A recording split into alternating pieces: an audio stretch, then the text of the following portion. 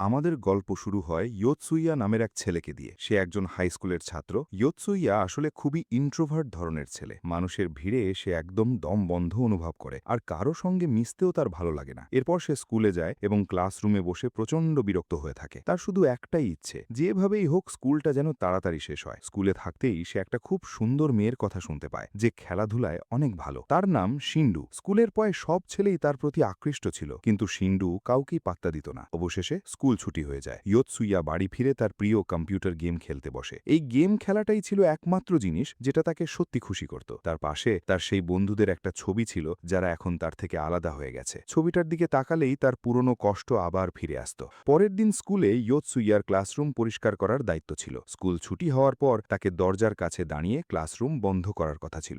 এদিকে শিন্ডু আর হাকুয়াকি নামের আরেকটা মেয়ে কথা বলছিল। এটা দেখে ইয়োতসুইয়া বেশ অবাক হয়ে যায়, কারণ এই দুই মেয়ের আগে কখনো বন্ধুত্ব ছিল না, বরং ব্যাপারটা ছিল একেবারে উল্টো। শিন্ডু খেলাধুলায় খুব আগ্রহী ছিল এবং পুরো স্কুলই তাকে চিনত। অন্যদিকে হাকুয়াকি ছিল একদম চুপচাপ ধরনের মেয়ে, আর সে প্রায়ই স্কুলে আসত না। হঠাৎ দুই মেয়েই একই সময়ে ইয়োতসুইয়ার দিকে তাকিয়ে যায়। এতে সে নার্ভাস হয়ে পড়ে, তাই সে সঙ্গে সঙ্গে ঘুরে ব্ল্যাকবোর্ড পরিষ্কার করতে শুরু করে। ঠিক তখনই শিক্ষক ক্লাসে ঢুকে তাকে বললেন, তুমি কোনো খেলাধুলায় অংশ নাও না কেন? পড়াশোনার প্রতিও তোমার কোনো আগ্রহ নেই কেন? তোমাকে এর চেয়ে ভালো করতে হবে। এদিকে দুই মেয়েই তখনও পুরো মনোযোগ দিয়ে ইয়োতসুইয়ার দিকে তাকিয়েছিল। শিক্ষক চলে যাওয়ার পর ইয়োতসুইয়া তাদের বলতে যাচ্ছিল যে সেদিন ক্লাসরুমের দরজা বন্ধ করার দায়িত্ব তার, তাই সে তাদের চলে যেতে বলতে চেয়েছিল। কিন্তু তাদের দিকে তাকাতেই সে অবাক হয়ে গেল, এমনকি ভয়ে কাঁপতেও শুরু করল, কারণ সে বুঝতে পারল তারা এখনও দরজা দিয়ে বের হয়নি। হঠাৎ ক্লাসরুমের ভেতর থেকে একটা অদ্ভুত শব্দ শোনা গেল। চারপাশের সব কিছু বদলে যেতে শুরু করল। তার শরীর একটা উজ্জ্বল আত্মার মতো কিছুতে রূপান্তরিত হল। এরপর সে নিজেকে আকাশের মধ্যে ভাসতে দেখল এবং হঠাৎ নিচের দিকে পড়ে এক লেকের পানিতে গিয়ে পড়ল। তার সামনে একদল সাপের মতো দেখতে দানব এসে হাজির হল। তারা তাকে আক্রমণ করতে শুরু করল। ইয়োতসুইয়া কিছুই বুঝতে পারছিল না, তাই দ্রুত লেক থেকে উঠে পালানোর চেষ্টা করল। ঠিক তখনই সে হাকোয়াকি আর শিন্ডুর আনন্দিত কণ্ঠ শুনতে পেল। তারা তাকে বলছিল, অবশেষে তুমি এসে গেছ। ইয়োতসুইয়া পানি থেকে বেরিয়ে বিভ্রান্ত হয়ে চিৎকার করে বলল, এখানে কি হচ্ছে? আমি কোথায়? এটা আবার কেমন অদ্ভুত জায়গা? তখন শিন্ডু তাকে বলল, এখন এসব প্রশ্ন করার সময় নেই। গুরুত্বপূর্ণ বিষয় হলো, একটু পর তোমার পেছনে একজন অচেনা লোক আসবে। তুমি দেখবে তার মাথা কাটা, তাই ভয় পেও না, শুধু তার কথা মন দিয়ে শোনো। হঠাৎ ইয়োতসুইয়া তার পেছনে কারোর উপস্থিতি টের পেল। ঘুরে তাকাতেই সে দেখল একজন মাথাহীন মানুষ দাঁড়িয়ে আছে। সেই মাথাহীন লোকটি কথা বলতে শুরু করল, আমি তোমাদের এই গেমের নিয়ম বুঝিয়ে দিচ্ছি। তোমাদের নির্দিষ্ট কিছু কাজ সম্পন্ন করতে হবে। তোমাদের বর্তমান মিশন হল 14 দিনের মধ্যে গ্রামের প্রধানের দেওয়া কাজ সম্পন্ন করা। সময় শেষ হয়ে যাওয়ার আগে মিশন শেষ করতে না পারলে তোমরা সবাই মারা যাবে, আর এই পৃথিবীতে থাকা দানবগুলো তোমাদের জন্য অপেক্ষা করছে। ইয়োতসুইয়া তোতলাতে তোতলাতে বলল, আমি কিছুই বুঝতে পারছি না। কিন্তু শিন্ডু তাকে হালকা করে ধাক্কা দিয়ে বলল, শুধু নির্দেশনাগুলো পড়ো। এদিকে মাথাহীন লোকটি আবার বলতে শুরু করল, তোমাদের সামনে আরও অনেক মিশন আছে। তোমাদের এই দুই সঙ্গী ইতিমধ্যে 2টো মিশন শেষ করেছে। এবার 3য় মিশন শেষ করার পালা তোমার। প্রতিটি মিশনের সঙ্গে নতুন একজন সদস্য তোমাদের দলে যোগ দেবে, যতক্ষণ না তোমরা শেষ মিশনে পৌঁছাও। সর্বোচ্চ 10 জন সদস্য থাকতে পারবে। তোমাদের প্রত্যেকের আলাদা আলাদা ভূমিকা থাকবে, যেমন শিন্ডু হয়েছে উইন্ড মেজ আর হাকোয়াকি হয়েছে সোর্ড ওয়ারিয়ার। তোমরা দুজনও নিজেদের মিশন শেষ করার পর জানতে পারবে তোমাদের ভূমিকা কি। এরপর সেই লোকটি একটা হুইল অফ ফরচুন ঘুরিয়ে দিল। চাকা ঘুরতে ঘুরতে থামল ফার্মার শব্দের ওপর। ইয়োতসুইয়া অবাক হয়ে গেল, কারণ তার ভূমিকা একেবারে শূন্য থেকে শুরু হবে এবং তাকে ধীরে ধীরে ওয়ারিয়ার র্যাঙ্ক পর্যন্ত উঠতে হবে। তার পোশাকও বদলে কৃষকের পোশাক হয়ে গেল। সে বিভ্রান্ত হয়ে চিৎকার করে বলল, এখানে কি হচ্ছে? আমি এখনো কিছুই বুঝতে পারছি না। শিন্ডু শান্তভাবে বলল, এখন তুমি একজন ফার্মার। ওয়ারিয়ার না হওয়া পর্যন্ত ধাপে ধাপে এগোতে হবে, তার আগে তুমি লড়াই করতে পারবে না। ইয়োতসুইয়া তখনও প্রচণ্ড বিভ্রান্ত ছিল। তিনজন একসঙ্গে দাঁড়িয়ে অজানা ভবিষ্যতের দিকে তাকিয়ে রইল। এরপর শিন্ডু তাকে সবকিছু বুঝিয়ে বলতে শুরু করল, আমি সবার আগে এই অদ্ভুত পৃথিবীতে এসেছিলাম। এটা একটা ম্যাজিকের দুনিয়া, যেখানে আমরা ঠিক ভিডিও গেমের মতোই থাকি, আর আমাদেরও সেই গেমগুলোর মতো একের পর এক মিশন শেষ করতে হবে। আমার প্রথম মিশন ছিল একটা ছোট দানবকে হত্যা করা। সেটা শেষ করার পর হাকোয়াকি এখানে আসে। এরপর আমরা দুজন মিলে দ্বিতীয় মিশন শেষ করি। সেই মিশনে এই পৃথিবীতে থাকা মানুষদের খুঁজে বের করতে হয়েছিল। এবার তোমার পালা 3য় মিশন শেষ করার। তারপর শিন্ডু বলল, আর তুমি যে মাথাহীন লোকটাকে দেখেছ, সে হলো গেম মাস্টার। সে আমাকে হাকোয়াকির সঙ্গে বন্ধুত্ব করতে বলেছিল, যাতে সে আমাদের সঙ্গে যোগ দেয়। এরপর হাকোয়াকিকে বলা হয়েছিল তোমাকে আমাদের সঙ্গে নিয়ে আসতে। এই গেম মাস্টারই আমাদের মিশন দেয় এবং নতুন সদস্য কিভাবে দলে যোগ করতে হবে সেটাও বলে দেয়। এত কিছু শুনে ইয়োতসুইয়ার মাথা যেন কিছুক্ষণের জন্য একেবারে কাজ করা বন্ধ করে দিল। সে কিছুই ঠিকমতো বুঝতে পারছিল না, কিন্তু ধীরে ধীরে সবকিছু তার কাছে পরিষ্কার হতে শুরু করল। তার হাতে তখন শুধু একটা বড় কুঠার আর একটা ছোট কুঠার ছিল, কারণ গেমে তার র্যাঙ্ক এখনো ফার্মার পর্যায়ে, তাই তার কাছে বেশি অস্ত্রও ছিল না। এরপর তারা একটা জলজলে বৃত্তের পাশ দিয়ে গেল। শিন্ডু বলল, এটা ঘটনাগুলো রেকর্ড করার একটা পয়েন্ট। তুমি যদি এটাকে স্পর্শ করো, তাহলে এই জায়গায় আগে কি ঘটেছিল সেটা দেখতে পাবে। ইয়োতসুইয়া সত্যি হাত বাড়িয়ে তাকে স্পর্শ করল। সঙ্গে সঙ্গে কিছু স্মৃতি তার সামনে ভেসে উঠল। সেখানে দেখা গেল হাকুয়াকি প্রথমবার এই পৃথিবীতে এসে কাঁদছে, সে কিছুই বুঝতে পারছিল না। এরপর সিন্ডু তাকে স্বাগত জানিয়েছিল। হাকুয়াকি খুব লজ্জা পেয়ে বলছিল, আমি যখন প্রথম এই পৃথিবীতে এসেছিলাম তখন খুব ভয় পেয়েছিলাম, কারণ আমি একা ছিলাম। কিন্তু হাকুয়াকি আসার পর আমি একটু নিরাপদ অনুভব করতে শুরু করি, তাই এর জন্য আমি ঈশ্বরকে ধন্যবাদ দিয়েছিলাম। তখন ইয়োতসুয়া বলল, তাহলে আমাদের শুধু মিশনগুলো শেষ করতে হবে, আর তাহলেই আমরা নিজেদের পৃথিবীতে ফিরে যেতে পারবো। ব্যাপারটা তো খুব সহজ মনে হচ্ছে, কিন্তু হঠাৎ তাদের সামনে গেমের কিছু দানব এসে হাজির হলো। সিন্ধু বলল, তুমি যতবার এই দানবগুলোর একটাকে হত্যা করবে ততবার তোমার লেভেল বাড়বে, তোমার র্যাঙ্কও বাড়বে। ইয়োতসুয়া তার ছোট কুঠারটা বের করে পুরো শক্তি দিয়ে দানবটির দিকে ছুটে গেল, কিন্তু একটা দানব খুব সহজেই তার কুঠারে ক্লাব দিয়ে আঘাত করল। সঙ্গে সঙ্গে তার অস্ত্র ভেঙে গেল। সিন্ধু তার দিকে তাকিয়ে বলল, মনে হচ্ছে তুমি আমাদের কোনো কাজেই আসবে না। ইয়োতসুয়া সঙ্গে সঙ্গে বলল, তুমি তো মেজ আর ও একজন ওয়ারিয়ার, তোমরাই নিজেদের মতো করে মেরে ফেলো। তখন সিন্ধু তার ম্যাজিক স্টাফ তুলল এবং উইন্ড ম্যাজিক ব্যবহার করে দানবগুলোর উপর আঘাত করল, কিন্তু তার স্টাফ থেকে শুধু হালকা একটা বাতাস বেরোলো, যেটার কোনো প্রভাবই পড়ল না। সিন্ধু পিছিয়ে গিয়ে বলল, এই গেমে আমার লেভেল এখনো অনেক কম, আমি এর বেশি কিছু করতে পারি না। হাকুয়াকির অবস্থাও ভালো ছিল না, তাই শেষ পর্যন্ত ইয়োতসুয়াকেই দানবটাকে মারতে হতো। সে হাকুয়াকির সোর্ড নিতে চাইল, কিন্তু সিন্ধু বুঝিয়ে বলল, শুধু যার অস্ত্র সেই ওই অস্ত্র ধরতে পারবে। তখন ইয়োতসুয়া তার বড় কুঠারটা বের করে দানবটির দিকে ছুঁড়ে মারল, কিন্তু দানবটা খুব সহজেই সেটাকে ভেঙে ফেলল। এরপর দানবটি তাকে প্রচণ্ড জোরে আঘাত করল। ইয়োতসুয়া মাটিতে পড়ে গেল। নিজের শরীরের দিকে তাকিয়ে তার মনে হলো সে বুঝি ইতিমধ্যেই মারা গেছে। চোখ ঘুরিয়ে হাকুয়াকির দিকে তাকিয়ে দেখল সেও মারা যাচ্ছে। হঠাৎ দুজনই একই সময় আবার জ্ঞান ফিরে পেল। সিন্ধু তাকে বলল, এই গেমে পার্মানেন্ট ডেথ নেই, কারণ এটা তোমার আসল শরীর না, তুমি মারা গেলে 30 সেকেন্ড পর আবার ফিরে আসবে, ঠিক অন্য যে কোনো গেমের মতো। ইয়োতসুয়া বলল, তাহলে চলো তাড়াতাড়ি এই দানবটাকে মেরে ফেলি। হাকুয়াকি তার স্টাফ তুলে এমন কিছু ছুড়ে দিল যা দানবটাকে কিছুক্ষণের জন্য বিভ্রান্ত করল। সেই সুযোগে ইয়োতসুয়া কুঠার নিয়ে তার দিকে ছুটে গেল। দানবটা আবার তার মাথায় আঘাত করল, কিন্তু তারপরও ইয়োতসুয়া কোনোভাবে তার অস্ত্রটা দানবটির শরীরে ঢুকিয়ে দিতে সক্ষম হল। দুজনই মাটিতে পড়ে গেল। আর এভাবেই ইয়োতসুয়া এই পৃথিবীতে তার প্রথম দানবকে হত্যা করল। 30 সেকেন্ড পর ইয়োতসুয়া আবার ফিরে এসে জিজ্ঞেস করল, আমরা তিনজন যদি একসঙ্গে মারা যাই তাহলে কি হবে? সিন্দা বলল, আমাদের মধ্যে যে মারা যাবে সে 30 সেকেন্ড পর ফিরে আসবে, কিন্তু আমরা যদি তিনজনই একসঙ্গে মারা যাই তাহলে আর জেগে উঠব না, আমাদের আসল পৃথিবীতেও আমরা মারা যাব। এই কথা শুনে ইয়োতসুয়ার বুক কেঁপে উঠল। তার মনে হলো সে চারদিক থেকে বিপদের মধ্যে আটকে গেছে। রাতে তারা বসে গেমের ম্যাপ দেখতে লাগলো। তখন তারা বুঝতে পারল তারা এখনও একেবারে শুরুর জায়গাতেই আছে। তাই তারা সিদ্ধান্ত নিল গ্রামের দিকে যাবে এবং গ্রামের মানুষদের কাছ থেকে তাদের কি কাজ করতে হবে সেটা জানবে, তারপর সেই নতুন মিশন শেষ করবে। সিন্ধু তাকে বলল, তুমি যদি মিশনটা শেষ করতে পারো তাহলে গেম মাস্টারকে একটা প্রশ্ন করতে পারবে, সে বাধ্য হয়ে তোমার প্রশ্নের উত্তর দেবে। সিন্ধু বলল, আমার মিশন শেষ করার পর আমি তাকে জিজ্ঞেস করেছিলাম, তুমি আমাকে কেন বেছে নিয়েছ? সে উত্তর দিয়েছিল, কারণ তোমার পরিচিত একজন আমাকে এটা করতে বলেছিল। এরপর হাকুয়াকে জিজ্ঞেস করেছিল, তুমি কে? সে উত্তর দিয়েছিল, আমরা ভবিষ্যতের মানুষ। ইয়োতসুয়া হেসে বলল, ঠিক আছে, সমস্যা নেই, আমি এখন পাহারা দেওয়া শুরু করছি। এরপর সে তাদের পাহারা দিতে দাঁড়িয়ে গেল, কিন্তু হঠাৎ সে একটা জোরে চিৎকার শুনতে পেল। সঙ্গে সঙ্গে সেই জায়গার দিকে ছুটে গেল। সেখানে গিয়ে দেখল চারপাশে আগুন আর ধ্বংস। হাকুয়াকি মাটিতে পড়ে আছে, তার দুই হাত কাটা, আর একটা বিশাল দানব তার দাঁতের মধ্যে সিন্ধুকে ধরে রেখেছে। সিন্ধু চিৎকার করে বলল, তাড়াতাড়ি পালাও ইয়োতসুয়া, তুমি এই দানবটাকে মারতে পারবে না। এরপর ইয়োতসুয়ার চোখের সামনেই দানবটা সিন্ধুকে গিলে ফেলল। এভাবেই সিন্ধু মারা গেল। তাই ইয়োতসুয়া হাকুয়াকির শরীর তুলে দ্রুত দৌড়াতে শুরু করল। কিছুক্ষণ পর হাকুয়াকি আবার জীবিত হয়ে উঠল, কিন্তু উঠে দাঁড়ানোর পর দেখা গেল তার হাতটা ফিরে আসেনি। সে বলল, আমরা ওই দানবটাকে না মারা পর্যন্ত বা তার পেটের থেকে আমার হাতটা বের না করা পর্যন্ত আমার হাত ফিরে আসবে না। ইয়োতসুয়া অবাক হয়ে বলল, তার মানে সিন্ধুও ফিরে আসবে না যতক্ষণ না আমরা একই কাজ করি? সে বলল, হ্যাঁ। তখন ইয়োতসুয়া বলল, ঠিক আছে, ওই দানবের মুখোমুখি হওয়ার আগে আমাদের মিশনটা শেষ করার চেষ্টা করতে হবে, তাহলে আমাদের র্যাঙ্ক বাড়বে আর আমরা আরও শক্তিশালী হতে পারব। এরপর তারা দুজন পথ চলতে লাগল এবং অবশেষে কাছের একটা গ্রামে পৌঁছল। গ্রামের মানুষজন তাদের খুব আনন্দের সাথে স্বাগত জানালো। তারপর তারা গ্রামের প্রধানের কাছে গিয়ে তার কাজ আর মিশন সম্পর্কে জানতে চাইল। গ্রামের প্রধান বলল, আমি চাই তোমরা গ্রামের কাছে আসা একটা বিশাল দানবকে হত্যা করো। এই কথা শুনে দুজনেই একেবারে হতবাক হয়ে গেল, কারণ তাদের তৃতীয় মিশনেই সেই একই দানবের সঙ্গে লড়াই করতে হবে যেটার কাছ থেকে তারা এতক্ষণ পালিয়ে যাচ্ছিল। চারপাশে একটা হতাশার পরিবেশ তৈরি হল, কিন্তু হাকুয়াকি দৃঢ়ভাবে বলল, আমাদের সিন্দাকে বাঁচাতে যেতে হবে। ইয়োতসুয়া রাগ করে চিৎকার করে উঠল, তুমি নিজেকে ওয়ারিয়ার বলছো কিন্তু কোনো কাজে আসছো না, এখানেই গ্রামে থাকো, তাহলে অন্তত মারা যাবে না, আমি একাই এটা সামলে নেব। কিন্তু হাকুয়াকি তার পেছনে ছুটে বলল, আমি তোমাকে সাহায্য করতে চাই। ইয়োতসুয়া ঘুরে বলল, তুমি আসতে পারবে না, কারণ তুমি মারা গেলে আমরা সবাই মারা যাব।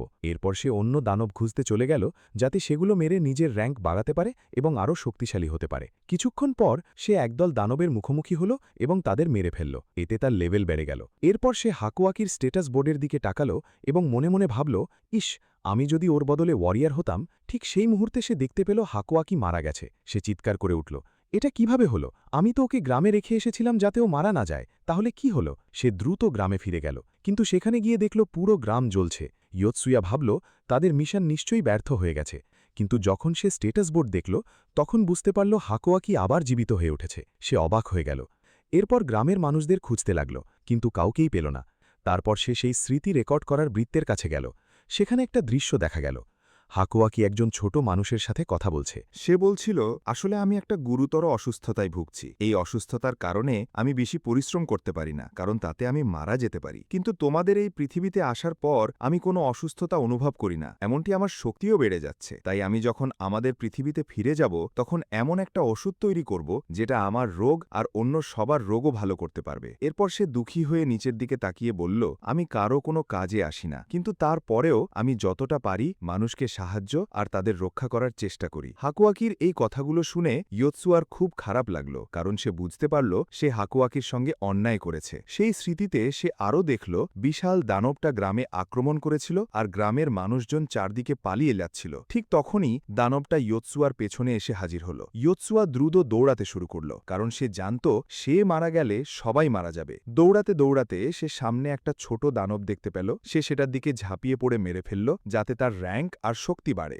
লেভেল বাড়ার সঙ্গে সঙ্গেই সময় থেমে গেল, দানবটাও মাঝখানে থেমে গেল। ঠিক তখন গেম মাস্টার তার সামনে হাজির হয়ে বলল, অভিনন্দন, তুমি র্যাঙ্ক বাড়িয়ে লেভেল 10-এ পৌঁছেছ। এখন তুমি তোমার প্রফেশন পরিবর্তন করতে পারবে। এরপর সে আবার হুইল অফ ফরচুন ঘুরিয়ে দিল। ইয়োতসুয়া ওয়ারিয়ার হতে চেয়েছিল, কিন্তু ফলাফল হল সে কুক হয়ে গেল। প্রথমে সে খুব হতাশ হল, তারপর নিজেকে বলল, অন্তত আমার অস্ত্রের মধ্যে একটা ছুরি তো থাকতে পারে। সত্যিই সে একটা ছুরি পেল। তার পোশাকও কুকের পোশাকে বদলে গেল। সে ছুরিটা হাতে নিয়ে দানবটার শরীরের দিকে তাকাতেই তার ভেতরের অঙ্গগুলো দেখতে পেল। এটাই কুক প্রফেশনের একটা বিশেষ ক্ষমতা ছিল। এর মাধ্যমে সে বুঝতে পারত দানবের শরীরের কোন জায়গায় আঘাত করলে সবচেয়ে বেশি ক্ষতি হবে। এরপর সময় আবার স্বাভাবিক হয়ে গেল। ইয়োতসুয়া দৌড়ে গিয়ে দানবটার পেটে ছুরি ঢুকিয়ে দিল। দানবটা মাটিতে পড়ে গেল, কিন্তু মারা গেল না। ঠিক সেই মুহূর্তে সিন্ধু আর হাকোজাকি আবার জীবিত হয়ে উঠল, আর দানবটার শরীরের ভেতর থেকে সিন্ধুর মুখ বেরিয়ে এলো। সে অবাক হয়ে ইয়োতসুয়ার দিকে তাকিয়ে বলল, আমি ভাবিনি তুমি মিশনটা সফলভাবে শেষ করতে পারবে, কিন্তু তুমি এসব কি পড়ে আছো?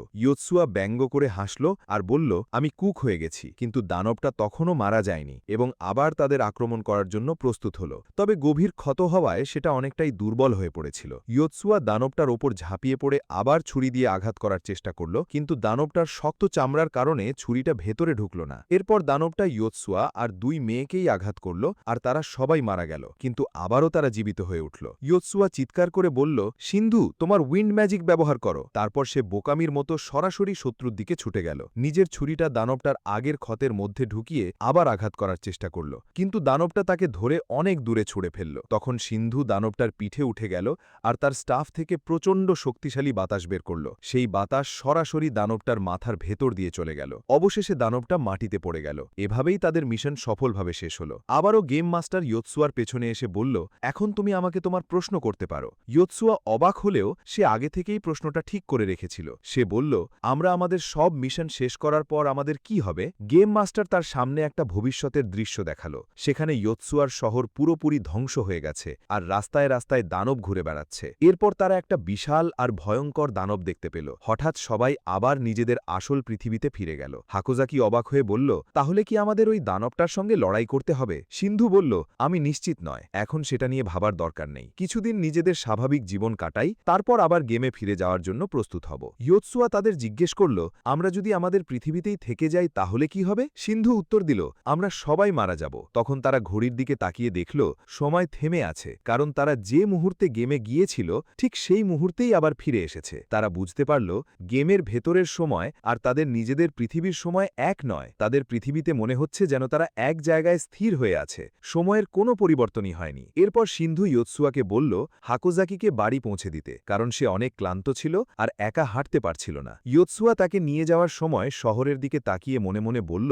আমি এই মানুষগুলোকে ঘৃণা করি, কিন্তু মনে হচ্ছে আমার আসল মিশন হল এই শহরকে ধ্বংসের হাত থেকে বাঁচানো। আর আমার সামনে যা অপেক্ষা করছে সেটা শুধু আগুন আর ধ্বংস। রাতে সে নিজের ট্রেনিং চালিয়ে গেল আর শহরের রাস্তাগুলো খুব ভালোভাবে পর্যবেক্ষণ করতে শুরু করল। হঠাৎ গেম মাস্টার তার সঙ্গে যোগাযোগ করে বলল, নির্দেশনা শোনো, এটাই তোমার নতুন মিশন। এবার তোমাকে তোমাদের দলে আরও একজন মেয়েকে যোগ করতে হবে। সে একটা মেয়েদের স্কুলে আছে। ইয়োৎসুয়া সেখানে গেল। গেম মাস্টারের সঙ্গে কথা বলার সময় সে দেখল একদল মেয়ে একটা দুর্বল মেয়েকে ঘিরে ধরে বুলি করছে। ইয়োৎসুয়ার সঙ্গে সঙ্গে সেখানে গিয়ে তাকে তাদের হাত থেকে বাঁচালো। তারা চলে যাওয়ার পর ইয়োৎসুয়া তাকে জিজ্ঞেস করল, তোমার নাম কি আর ওরা তোমাকে কেন বুলি করছিল? মেয়েটা বলল, আমার নাম ইউকা। আমি ইউটিউবে ভিডিও বানাই বলেই ওরা এমন করে। ওরা আমার ওপর হিংসে করে আর আমার মতো হতে চায়। কিছুক্ষণ পর ইয়োৎসুয়া আবার ওই ম্যাজিকের পৃথিবীতে চলে গেল। সে গেমে ঢুকল আর এবার ইউকাও তাদের সঙ্গে ছিল। জায়গাটা দেখে ইউকা একেবারে অবাক হয়ে গেল, ঠিক যেমনটা ইয়োৎসুয়া প্রথমবার হয়েছিল। তারপর গেম মাস্টারও তার সামনে হাজির হল, তাকে গেমের নিয়ম বুঝিয়ে দিল। এরপর আবার হুইল অফ ফরচুন ঘোরানো হল। ইউকার প্রফেশন বের হল ফায়ার ম্যাজার। তারপর গেম মাস্টার সবাইকে বলল, এবার যদি তোমরা মারা যাও তাহলে ৩০ সেকেন্ড নয় ৪০ সেকেন্ড পর জীবিত হবে। আর তোমাদের নতুন মিশন হল ৪০ দিনের মধ্যে রেডিও সিটি নামের একটা শহরে কিছু মালপত্র পৌঁছে দেওয়া। এরপর সে বলল, আবার দেখা হবে। গেম মাস্টার চলে গেল। তরুণরা তাদের চতুর্থ মিশন শুরু করার জন্য প্রস্তুত হল। ঠিক তখনই একটা বিশাল পোকা তাদের সামনে হাজির হল। তার শরীর থেকে আরও অনেক কেঁচোর মতো প্রাণী বের হতে লাগল। এরপর সেটা তাদের দিকে জীবন্ত গোলার মতো কিছু ছুড়ে দিতে শুরু করল। তার মধ্যে একটা ইয়োৎসুয়াকে আঘাত করল এবং সে মারা গেল। ইউকা তার ফায়ার ম্যাজিক ব্যবহার করার চেষ্টা করল, কিন্তু তার র্যাঙ্ক এখনও কম থাকায় তার শক্তি অনেক দুর্বল ছিল। তাই আরেকটা পোকা তাকে আক্রমণ করে মেরে ফেলল। এখন শুধু সিন্ধু আর হাকোজাকি জীবিত ছিল। তারা লুকিয়েছিল। ৪০ সেকেন্ড পর সবাই আবার জীবিত হয়ে উঠল। ইয়োৎসুয়া তার ছুরি বের করে পোকাটার ছোড়া গোলাগুলো আটকাতে সক্ষম হল। এতে দুই মেয়েই অবাক হয়ে গেল। তারা ভাবতে লাগল, এত দ্রুত ইয়োৎসুয়ার শক্তি কিভাবে এত বেড়ে গেল। বিশাল পোকাটা তার দিকে ঝাঁপিয়ে পড়ল। ইয়োৎসুয়া তার ওপর লাফ দিয়ে উঠে পিঠ পর্যন্ত পৌঁছে গেল। তারপর ছুরি বের করে পোকাটার একটা পা কেটে ফেলল। এরপর সে হাকুয়াজাকির হাত ধরে তার অস্ত্রসহ একসঙ্গে দানবটার দিকে ছুটে গেল, যাতে সে আঘাত করতে পারে। দুজন মিলে দানবটাকে এমন একটা আঘাত করল যা তার জন্য মারাত্মক হয়ে দাঁড়াল। এভাবেই তাদের সবার র্যাঙ্ক বেড়ে গেল। সেদিন রাতে যখন অন্যরা ঘুমোচ্ছিল, সিন্ধু ঘুম থেকে উঠে দেখল ইয়োৎসুয়া একা ট্রেনিং করছে। সে তার পাশে গিয়ে বসল এবং তার হাত ধরে বলল, আমি তোমার ধারণার মতো এত শক্তিশালী না। আমি আসলে খুব দুর্বল, আর আমাদের এই গেমটা শেষ করে নিজেদের পৃথিবীতে ফিরতে হলে আমার তোমাকে দরকার। সিন্ধুর কথা শুনে ইয়োৎসুয়া ভেতর থেকে খুব আবেগপ্রবণ হয়ে গেল। সে তাকে কথা দিল, আমি তোমাকে কখনো ছেড়ে যাব না, একদম শেষ পর্যন্ত তোমার পাশে থাকব। পরের দিন তারা এমন একটা গ্রামে গেল যেটা দানবদের আক্রমণে পুরোপুরি ধ্বংস হয়ে গিয়েছিল, কিন্তু সেখানে তারা কাউকেই পেল না। এখন তারা বুঝতেই পারছিল না কিভাবে রেডিও সিটিতে যাবে, কিংবা গেম মাস্টার যে মালপত্র পৌঁছে দিতে বলেছে সেটা আসলে কি। হঠাৎ একটা অদ্ভুত আকৃতির ঘোড়ায় চড়ে একজন লোক সেখানে এসে হাজির হল। তারা তাকে শহরটার অবস্থান সম্পর্কে জিজ্ঞেস করল। লোকটি বলল, শহরটা অনেক দূরে, রাজ্যের একেবারে শেষ প্রান্তে। সেখানে পৌঁছতে অন্তত ৩৫ দিন লাগবে। সবাই অবাক হয়ে গেল। এরপর লোকটি বলল, তোমরা যদি হেঁটে যাও তাহলে ১ বছরেও সেখানে পৌঁছতে পারবে না, তাই তোমাদের ঘোড়া ব্যবহার করতে হবে। তখন সিন্ধু লোকটাকে তার ঘোড়াটা দিতে বলল, কিন্তু লোকটি দুঃখিত হয়ে বলল, আমি নিজেই এই ঘোড়াটা ব্যবহার করি, তাই দিতে পারবো না। এরপর সে বলল, তোমাদের যদি ঘোড়া দরকার হয় তাহলে পাশের শহরে এখন একটা কমব্যাট টুর্নামেন্ট চলছে, যে জিতবে সে ৩টে ঘোড়া পাবে। এটা শুনে সবার মন আনন্দে ভরে গেল। তারা ঠিক করল ওই টুর্নামেন্টে অংশ নেবে। পথে যাওয়ার সময় একদল ডাকাত তাদের সামনে এসে হাজির হল। তাদের একজন বলল, এদের তো একদম হিরোদের একটা পার্টি মনে হচ্ছে, এদের ধরে ফেলতে পারলে বিশাল মুক্তিপণ্য পাওয়া যাবে। একজন ডাকাত তাদের দিকে ছুটে এলো। ইয়োৎসুয়া খুব সহজেই তার আঘাত আটকে দিল। ঠিক তখনই গেম মাস্টার অল্প সময়ের জন্য তার সামনে হাজির হয়ে বলল, মানুষকে আক্রমণ করা নিষেধ, তাই তোমার র্যাঙ্ক কমে গেছে। ছেলেটা অবাক হয়ে গেল। সে বুঝতেই পারছিল না এখন কি করবে, তাই সবাই দ্রুত দৌড়ে পালানোর সিদ্ধান্ত নিল, যাতে ডাকাতরা তাদের ধরে ফেলতে পারে। কিন্তু শেষ পর্যন্ত ডাকাতরা সিন্ধুকে ধরে ফেলল। অন্যদিকে ইউকা হাকোজাকিকে নিয়ে পালিয়ে তাকে বাঁচানোর চেষ্টা করল। এদিকে ইয়োৎসুয়া পিছনে থেকে ছোট ছোট দানবের সঙ্গে লড়াই করতে থাকল, যাতে তার র্যাঙ্ক বাড়ে। লড়াইয়ের মাঝখানে গেম মাস্টার আবার হাজির হল এবং হুইল অফ ফরচুন ঘুরিয়ে দিল। এবার ইয়োৎসুয়ার প্রফেশন বদলে গেল। সে মেজ হয়ে গেল। সে আবিষ্কার করল এখন তার হিলিং ম্যাজিক আছে। পাশাপাশি তার একটা অদ্ভুত ক্ষমতাও এসেছে, যার মাধ্যমে সে খুব সহজেই যে কোনো মানুষকে নিজের কথা মানাতে পারে। এরপর সে কমব্যাট টুর্নামেন্টে অংশ নিতে গেল। তার লক্ষ্য ছিল ঘোড়াগুলো জেতা, কিন্তু দুর্ভাগ্যবশত প্রথম রাউন্ডেই সে হেরে গেল এবং সঙ্গে সঙ্গেই মারা গেল। ঠিক তখনই ক্যাহাবেল নামের একটা মেয়ে সেখানে হাজির হল। সে ছিল শহরের রাজার মেয়ে। ইয়োৎসুয়া তার কাছে অনুরোধ করে বলল, দয়া করে আমাকে সাহায্য করুন, আপনার শহরের ঘোড়াগুলো আমার খুব দরকার। সে বলল, আমি রাজি আছি, তবে একটা শর্ত আছে, তোমাকে আমার এলাকার আশেপাশে থাকা অনেকগুলো দানবকে হত্যা করতে আমাকে সাহায্য করতে হবে। এরপর সে ইয়োৎসুয়াকে শহরের কমান্ডারের কাছে নিয়ে গেল। কমান্ডার রাজি হল, কিন্তু তাদের মাত্র একটা ঘোড়া দিতে রাজি রাজি হল। তবুও সেই একটা ঘোড়া নিয়ে ইয়োতসুয়া আর কাহেবেল মেয়েদের কাছে পৌঁছে তাদের উদ্ধার করতে সক্ষম হল। তারা ইয়োতসুয়াকে দেখে সে বলল, আমি শুধু একটা ঘোড়া জোগাড় করতে পেরেছি। হঠাৎ কাহেবেল সেখানে এসে বলল, আমি তোমাদের আরও ঘোড়া দেব, তবে একটা শর্ত আছে। তোমরা আমাকে তোমাদের দলে যোগ দিতে দেবে এবং আমি তোমাদের সোর্ড ফাইটিং শেখাবো। এরপর সে বলল, তোমাদের সবাইকে আমি ইচ্ছা করলে মেরে ফেলতে পারি, কারণ তোমরা আবার জীবিত হয়ে যাও। তাই কোনো কিছু হারানোর ভয় ছাড়াই আমি তোমাদের সঙ্গে লড়াই করতে মজা পাবো আর ট্রেনিংও করতে পারবো। তার কথা শুনে সবাই একেবারে হতবাক হয়ে গেল। তার চিন্তাভাবনা একটু অদ্ভুত মনে হলেও শেষ পর্যন্ত কাহাবেল তাদের দলে যোগ দিল। এভাবেই তাদের যাত্রা আবার নতুন করে শুরু হল। পথে তারা ছোট ছোট দানবের মুখোমুখি হল এবং খুব সহজেই সেগুলোকে পরাজিত করল। এরপর তারা সামনে এগিয়ে যেতে থাকল। একসময় তারা ম্যাপের দিকে তাকিয়ে দেখল, মিশন শেষ হওয়ার আগে তাদের হাতে ঠিক 15 দিন 5 ঘন্টা সময় বাকি। হঠাৎ তারা দেখতে পেল রাস্তার ওপর একদল নেকড়ের মতো দানব কিছু মানুষকে আক্রমণ করছে। হাকুজাকি সঙ্গে সঙ্গে সামনে ছুটে গেল এবং বলল, আমাকে ওদের বাঁচাতেই হবে, আমি এখানে দাঁড়িয়ে থেকে ওদের মরতে দিতে পারি না। কিন্তু ইয়োতসুয়া তাকে থামিয়ে বলল, তুমি কি আদৌ কিছু করতে পারবে? আর আমরা যদি এখানে জড়িয়ে পড়ি তাহলে আমাদের মিশন দেরি হয়ে যাবে। কিন্তু হাকুজাকি দৃঢ়ভাবে বলল, যে কোনো মানুষকে বাঁচাতে হলে আমি নিজের জীবনও দিতে প্রস্তুত। তার কথা শুনে ইয়োতসুয়ারও মনে একটা পরিবর্তন এলো। সে লাফ দিয়ে নিচে নেমে বলল, আমি তোমার সাথে আছি। দুজন মিলে দানবগুলোর ওপর আক্রমণ করল, কিন্তু একটা দানব হাকুজাকিকে আঘাত করে তার ঘাড়ে কামড় বসিয়ে দিল। আরেকটা দানব ইয়োতসুয়ার হাত থেকে অস্ত্র ছিটকে ফেলে তাকে দূরে ছুড়ে দিল। ঠিক তখনই ইয়োতসুয়া তার ম্যাজিক্যাল পারসুয়েশন ব্যবহার করার চেষ্টা করল, কিন্তু দানবটা তার কথা শুনল না, বরং আক্রমণ করতেই থাকল। তাই ইয়োতসুয়া সামনে ঝাঁপিয়ে পড়ে তার চোখে ছুরি ঢুকিয়ে দিল এবং প্রায় মেরেই ফেলেছিল। কিন্তু তৃতীয় একটা দানব হঠাৎ তাকে আক্রমণ করে মেরে ফেলল। এখন তাকে আবার জীবিত হতে 40 সেকেন্ড অপেক্ষা করতে হবে। এদিকে ক্যারাভ্যানের সৈন্যরাও দানবদের সঙ্গে লড়াই করছিল এবং তারা একটা দানবকে মেরে ফেলতে সক্ষম হল। হাকুজাকির 40 সেকেন্ড শেষ হওয়ার পর সে আবার জীবিত হল। ইয়োতসুয়া দেখল সে একটা দানবের দিকে এগিয়ে যাচ্ছে।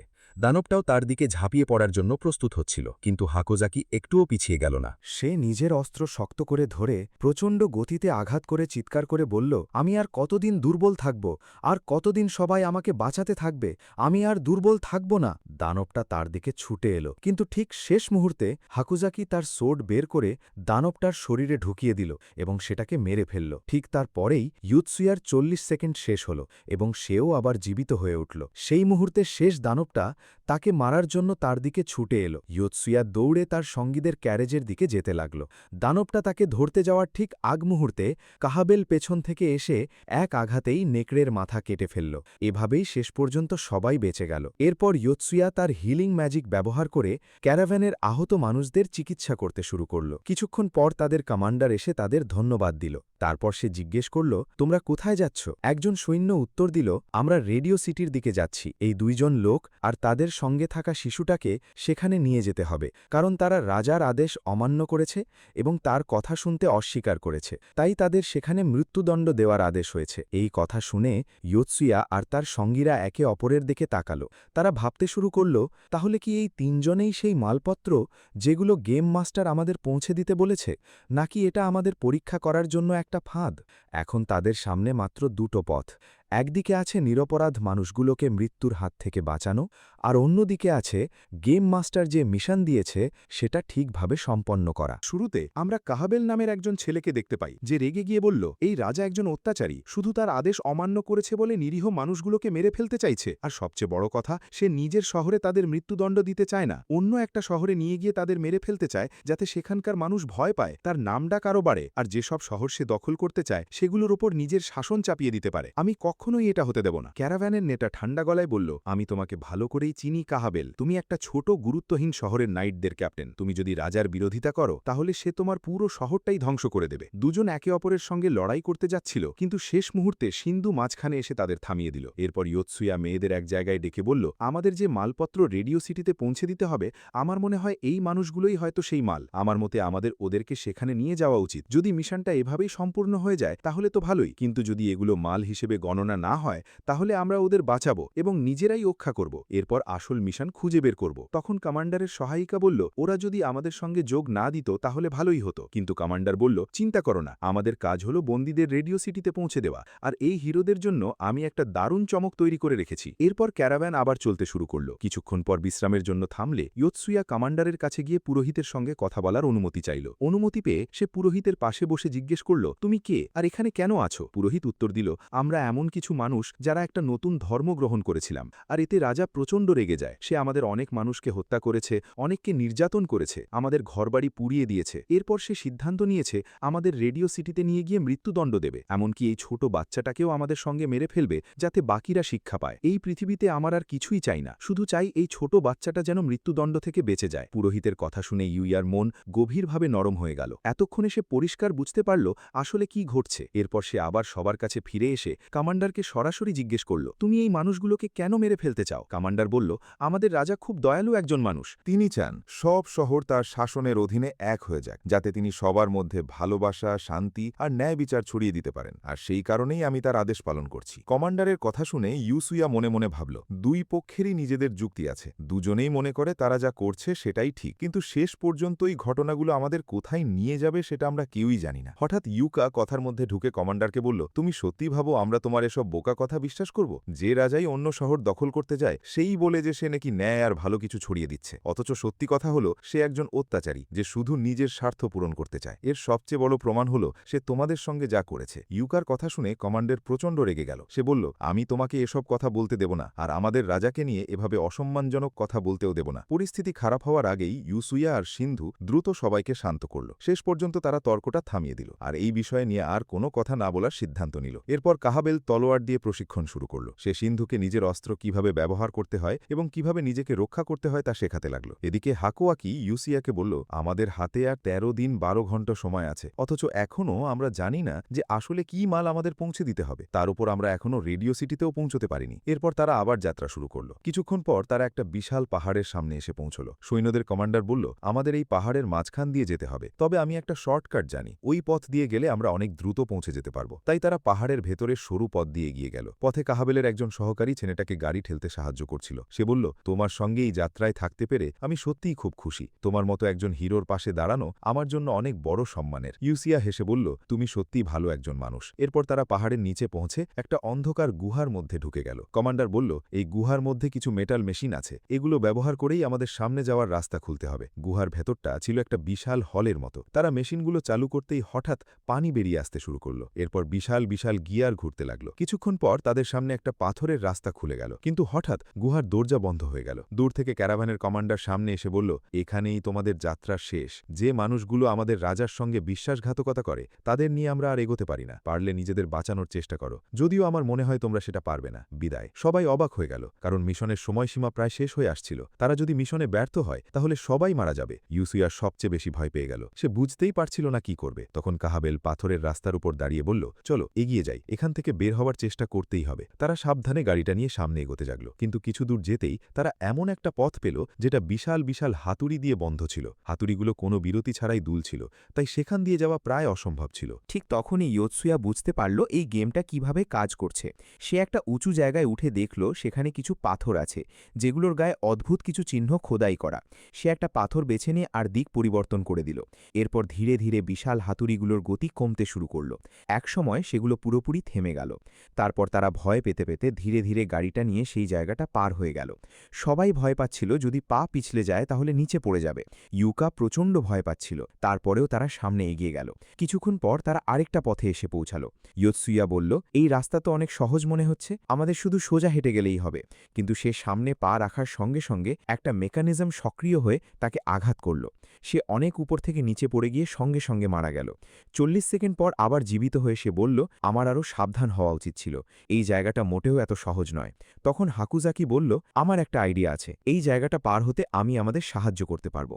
সে একটা কাগজ আর কলম বের করে দেওয়ালের প্রতিটা আঘাতের মাঝের সময় হিসাব করতে শুরু করল। শেষ পর্যন্ত তারা আঘাতগুলোর সঠিক সময় বের করতে সক্ষম হল। শিন্ডো সামনে এগিয়ে গিয়ে সফলভাবে সেই পথটা পার হয়ে গেল। এরপর এক একজন করে সবাই পথটা পার হয়ে অন্য পাশে পৌঁছে গেল। সে বলল, চলো দ্রুত মিশনটা শেষ করি। আর ইয়োতসুয়া, তুমি যত দ্রুত সম্ভব এখান থেকে বেরিয়ে এসো। ছেলেটা উপরে ওঠার চেষ্টা করতে লাগল। অনেক চেষ্টা করেও বারবার ব্যর্থ হচ্ছিল। এদিকে মেয়েরা একটা বিশাল গেটের সামনে পৌঁছালো। গেটটা খুলতেই তারা দেখতে পেল অসংখ্য ছোট ছোট দানব তাদের জন্য অপেক্ষা করছে। সেখানে তারা একটা বিশাল মূর্তিও দেখতে পেল, যেটা দেওয়ালের সঙ্গে আটকে ছিল। কিন্তু হঠাৎ মূর্তিটা নড়তে শুরু করল। এরপর দেওয়াল থেকে নিচে নেমে এলো। তার চোখ দুটো জ্বলতে শুরু করল এবং সে তাদের দিকে তাকিয়ে ছুটে এসে সবাইকে ধ্বংস করার চেষ্টা করল। অন্যদিকে ইয়োতসুইয়া তখনও গুহা থেকে বের হওয়ার চেষ্টা করছিল। অবশেষে সে বের হতে পারল, কিন্তু তার মনে প্রচণ্ড রাগ জমে গেছে। সে বলল, যে আমাদের এখানে আটকে দিয়েছে আমি তাকে মেরে ফেলব। এরপর সে অন্ধকার টানেলের ভেতর দিয়ে এগিয়ে যেতে লাগল। চারপাশে কিচ্ছু দেখা যাচ্ছিল না। হঠাৎ সে একটা মেমোরি সার্কেল দেখতে পেল। সে সেটাকে স্পর্শ করতেই তার চোখের সামনে একের পর এক দৃশ্য ভেসে উঠল। সে দেখল মেয়েরা কাঁদছে, আর তাদের সামনে কাহাবেলের সহকারীর মৃতদেহ পড়ে আছে। তার সঙ্গে কাটানো সময়গুলো ইয়োতসুইয়ার মনে পড়ে গেল। সে গভীরভাবে কষ্ট পেয়ে বলল, তোমার এই আত্মত্যাগ আমি বৃথা যেতে দেব না। আমি তোমার প্রতিশোধ নেব। এরপর সে গুহার আরও গভীরে এগিয়ে গেল। অন্যদিকে মেয়েদের উপর ছোট ছোট দানবগুলো ঝাঁপিয়ে পড়তে শুরু করল। তারা পাল্টা লড়াই করল, কিন্তু দানবগুলোর সংখ্যা ছিল অনেক বেশি। এর মধ্যেই বিশাল যান্ত্রিক মূর্তিটা তাদের দিকে এগিয়ে আসতে লাগল। কাহাবেল আর শিন্ডো দ্রুত সামনে এগিয়ে গিয়ে একটা জায়গায় পৌঁছাল। সেখানে করিডোরের মাঝখানে একটা চেন ঝুলো ছিল, আর চেনের সঙ্গে একটা চাবি লাগানো ছিল। কাহাবেল বলল, ওই চাবিটা আমাদের নিতে হবে, তাহলে আমরা গেট খুলে অন্য পাশে যেতে পারব। এরপর সে সাহস করে মূর্তিটার দিকে আক্রমণ করল। অন্যদিকে শিন্ডো বাদুরের মতো ছোট দানবগুলোর সঙ্গে লড়াই করে তাদের মাটিতে ফেলে দিতে লাগল। কিন্তু হঠাৎ বিশাল দানবটা কার ধারালো নখ কাহাবেলের শরীরে ঠুকিয়ে দিল। এরপর তাকে তুলে নিচের পানিতে ছুঁড়ে মারল। কাহাবেল পানির নিচে হারিয়ে গেল। শিন্ডো হতভম্ব হয়ে গেল। সে বিশ্বাসই করতে পারছিল না যে কাহাবেল মারা গেছে। মূর্তিটা ধীরে ধীরে তার দিকে ঘুরে তাকাল। শিন্ডো ভয় পেয়ে পিছিয়ে যেতে লাগল। সে বুঝতে পারল একা এই দানবের সঙ্গে লড়াই করা তার পক্ষে সম্ভব নয়। পিছিয়ে যাওয়ার সময় হঠাৎ সে মাটিতে পড়ে থাকা একটা বাদুরের উপর পা দিয়ে পিছলে গিয়ে নিচে করে গিয়ে মারা গেল। মূর্তিটা তাকে শেষ করে দেওয়ার জন্য এগিয়ে এলো, কিন্তু ঠিক তখনই সময় থেমে গেল। চারপাশের সবকিছু স্থির হয়ে গেল, এমনকি বিশাল দানবটাও নড়তে পারছিল না। সেই মুহূর্তে শিন্ডুর ইয়োতসুইয়ার কথা মনে পড়ে গেল। সে বলেছিল, তুমি যখন র্যাঙ্ক 10-এ পৌঁছাবে তখন সময় থেমে যাবে এবং গেম মাস্টার তোমার সামনে এসে তোমার প্রফেশন পরিবর্তন করবে। আর সত্যি সেই বাদুরটাকে মেরে ফেলার পরই শিন্ডো কাকতালিকভাবে প্রয়োজনীয় র্যাঙ্কে পৌঁছে গিয়েছিল। গেম মাস্টার সামনে এসে ফেটের হুইল ঘুরিয়ে দিল। সময় থেমে থাকা অবস্থায় শিন্ডো আবার ইয়োতসুইয়ার পরামর্শ মনে করল। সময় যদি থেমেই যায় তাহলে এই কয়েকটা মুহূর্ত কাজে লাগিয়ে দানবটাকে আঘাত করতে হবে, সময় আবার চলা শুরু করার আগেই। শিন্ডো সঙ্গে সঙ্গে দানবটার দিকে ঝাঁপিয়ে পড়ল। সময় আবার চলা শুরু করতেই দেখা গেল সে একজন ওয়ারিয়ারে পরিণত হয়েছে। তার হাতে এখন তলোয়ার আর ঢাল। সে দানবটার দিকে ছুটে গিয়ে সর্বশক্তি দিয়ে আঘাত করল, কিন্তু দানবটার লোহার মতো শক্ত পাঁজরের কারণে সে তার হৃদয় পর্যন্ত পৌঁছতে পারল না। দানবটা পাল্টা তার ধারালো নখ দিয়ে আক্রমণ করল। শিন্ডো দ্রুত ঢাল তুলে নিজেকে বাঁচিয়ে নিল এবং তলোয়ার শক্ত করে ধরল। তারপর সে দানবটার শরীর ভালো করে লক্ষ্য করল। হঠাৎ সে একটা ক্ষত দেখতে পেল। ঠিক তখনই তার কাহাবেলের শেখানো কথা মনে পড়ে গেল, কোনো দানবকে হত্যা করতে হলে তার শরীরের সঠিক জায়গায় আঘাত করতে হয়। শিন্ডো দানবটার হৃদয়ের জায়গাটা লক্ষ্য করে পুরো গতিতে ছুটে গেল এবং সেখানে তলোয়ার ঢুকিয়ে দেওয়ার চেষ্টা করল, কিন্তু দানবটা তাকে অবাক করে তার 2 হাত কেটে ফেলল। তারপরেও শিন্ডো পিছিয়ে যায়নি। সে দানবটার পিঠের উপর ঝাঁপিয়ে পড়ল এবং কাটা হাত দিয়েই অস্ত্রটা শক্ত করে ধরে দানবটার হৃদয়ের গভীরে ঢুকিয়ে দিল। দানবটার পুরো শরীর কেঁপে উঠল। এরপর সেটা মাটিতে পড়ে নিস্তেজ হয়ে গেল। ঠিক তখনই ইয়োতসুইয়া দৌড়ে সেখানে এসে পৌঁছাল। সে দেখল বিশাল দানবটা মাটিতে পড়ে আছে। শিন্ডো হালকা হেসে বলল, তুমি অনেক দেরি করে ফেলেছ, আমি একাই ওটাকে মেরে ফেলেছি। কিন্তু পরক্ষণেই তার মুখের হাসি মিলিয়ে গেল। দুঃখের সঙ্গে সে বলল, কিন্তু কাহাবেল মারা গেছে। ছেলেটা সঙ্গে সঙ্গে পানিতে ঝাঁপিয়ে পড়ল। সে পানির নিচে কাহাবেলের রক্তাক্ত শরীর খুঁজে পেল। ইয়োতসুইয়া তাকে উদ্ধার করে এবং নিজের হিলিং ম্যাজিক ব্যবহার করে তার ক্ষতগুলো সারাতে লাগল। অবশেষে কাহাবেল জ্ঞান ফিরে পেল। চোখ খোলার পর সে বিশ্বাসই করতে পারছিল না যে সে এখনও বেঁচে আছে। তার সহকারী তাকে বলল, ইয়োতসুইয়া তোমাকে পানি থেকে তুলে এনেছে এবং তোমার ক্ষতগুলো সারিয়েছে, কিন্তু তোমাকে বাঁচাতে গিয়ে সে এতটাই দুর্বল হয়ে গেছে যে শেষ পর্যন্ত জ্ঞান হারিয়ে ফেলেছে। কাহাবেল কৃতজ্ঞতা ভরা চোখে ইয়োতসুইয়ার দিকে তাকিয়ে ফিসফিস করে বলল, আমাকে বাঁচানোর জন্য ধন্যবাদ। তার চোখের মধ্যে তখন লুকানো একটা অনুভূতি স্পষ্ট হয়ে উঠেছিল, ভালো লাগা আর ভালোবাসা। কিছুক্ষণ পর বাকি মেয়েরাও সেখানে এসে পৌঁছাল। তারা কাহেবেলের ইয়োতসুইয়ার দিকে তাকানোর ধরন দেখে অবাক হয়ে গেল। সেই রাতে হাকুজাকি ইউকাকে বলল, আমাদের হাতে আর মাত্র 7 দিন আর কয়েক ঘন্টা সময় আছে, কিন্তু ইয়োতসুইয়া কখন জ্ঞান ফিরে পাবে সেটাও আমরা জানি না। হঠাৎ ইয়োতসুইয়া চোখ খুলে বলল, আমি সব বুঝে গেছি। সবাই অবাক হয়ে তার দিকে তাকিয়ে জিজ্ঞেস করল, তুমি কি বুঝেছ? সে বলল, বলল, এখন আমি বুঝতে পেরেছি আসল কার্গো কি, যেটা আমাদের পৌঁছে দিতে হবে। গেম মাস্টার আমাদের মিশনে নির্দিষ্ট করে বলেননি যে ঠিক কী জিনিস নিয়ে যেতে হবে, তাই আমরা রেডিও সিটিতে যে কোনো কার্গো নিয়ে পৌঁছলেই সেটা সফল হিসেবে গণনা হবে। এর মানে হল, যেসব মানুষকে মৃত্যুদণ্ড দেওয়ার জন্য নিয়ে যাওয়া হচ্ছে তারাই আসলে সেই কার্গো। আমাদের কাজ হলো তাদের উদ্ধার করে রেডিও সিটিতে পৌঁছে দেওয়া। এরপর সে বলল, কিন্তু মিশনটা দ্রুত শেষ করতে হলে আমাদের 2 দলে ভাগ হতে হবে। আমি ইউকাকে নিয়ে ওই মানুষগুলোকে উদ্ধার করতে যাব,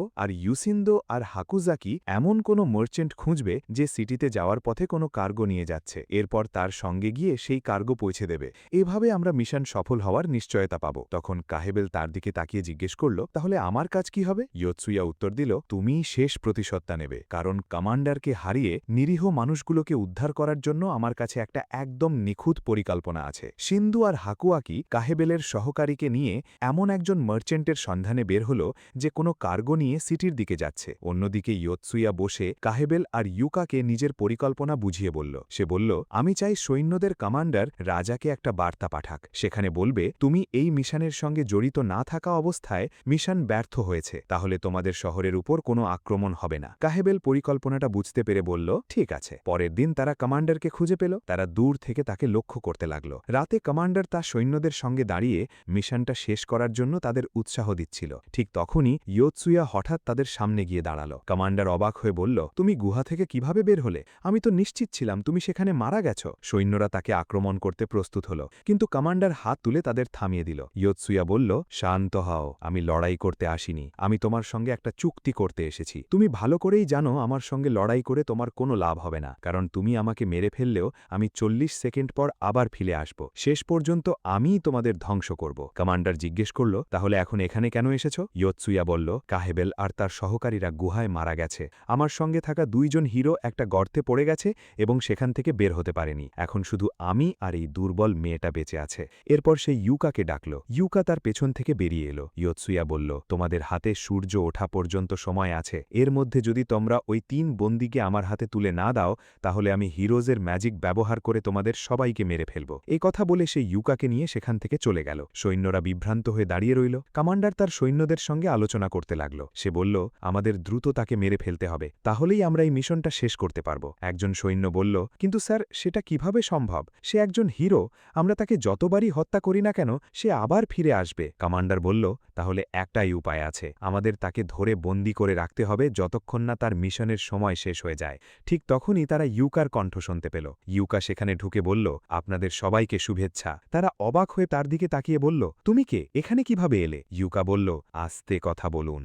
ইয়োৎসুয়ার অজান্তে আমি এখানে এসেছি, আর আমি আপনাদের এমন একটা প্রস্তাব দিতে চাই যেটা এই পুরো সমস্যার সমাধান করে দেবে। কমান্ডার অবাক হয়ে জিজ্ঞেস করল, তুমি কি চাও? ইউকা বলল, আমি এক্ষুনি আপনাদের সেই জায়গায় নিয়ে যেতে পারি যেখানে ইয়োৎসুয়া ঘুমাচ্ছে। সেখানে গিয়ে আপনারা খুব সহজেই তাকে ধরে ফেলতে পারবেন। কমান্ডার সন্দেহের চোখে তাকিয়ে বলল, তুমি এমনটা কেন করবে? আমাদের ফাঁদে ফেলছ না তো? ইউকা উত্তর দিল, ইয়োৎসুয়া বা অন্য কারো ব্যাপারে আমার কোনো মাথা ব্যথা নেই, আমি শুধু ঝামেলা থেকে দূরে থাকতে চাই, আর সেই কারণেই আমি তাকে সরিয়ে দিতে চাই। কমান্ডার তার কথা বিশ্বাস করল। সে বলল, ঠিক আছে, আমি তোমার সঙ্গে যাব। এরপর সে একজন সৈন্যকে বন্দীদের পাহারা দিতে রেখে বাকিদের নিয়ে ইউকার সঙ্গে যাওয়ার প্রস্তুতি নিল। ইউকা মনে মনে শয়তানি হাসি দিয়ে ভাবল, তোমার পরিকল্পনা একদম ঠিকঠাক এগোচ্ছে ইয়াৎসুয়া। আসলে ইউকার আসল মিশন ছিল কমান্ডার আর তার সৈন্যদের অন্যদিকে ব্যস্ত রাখা, যাতে ইয়াৎসুয়া এই সুযোগে বন্দীদের উদ্ধার করতে পারে। রাস্তায় সৈন্যরা বারবার জিজ্ঞেস করছিল, আমরা আর কত দূর? ইউকা প্রতিবারই বলছিল, আর একটু। এভাবে চলতে চলতে কমান্ডার বিরক্ত হয়ে গেল। একসময় সে ইউকাকে ধাক্কা দিয়ে সরিয়ে দিয়ে একজন সৈন্যকে বলল, তলোয়ার দিয়ে তাকে দ্রুত মেরে ফেলো।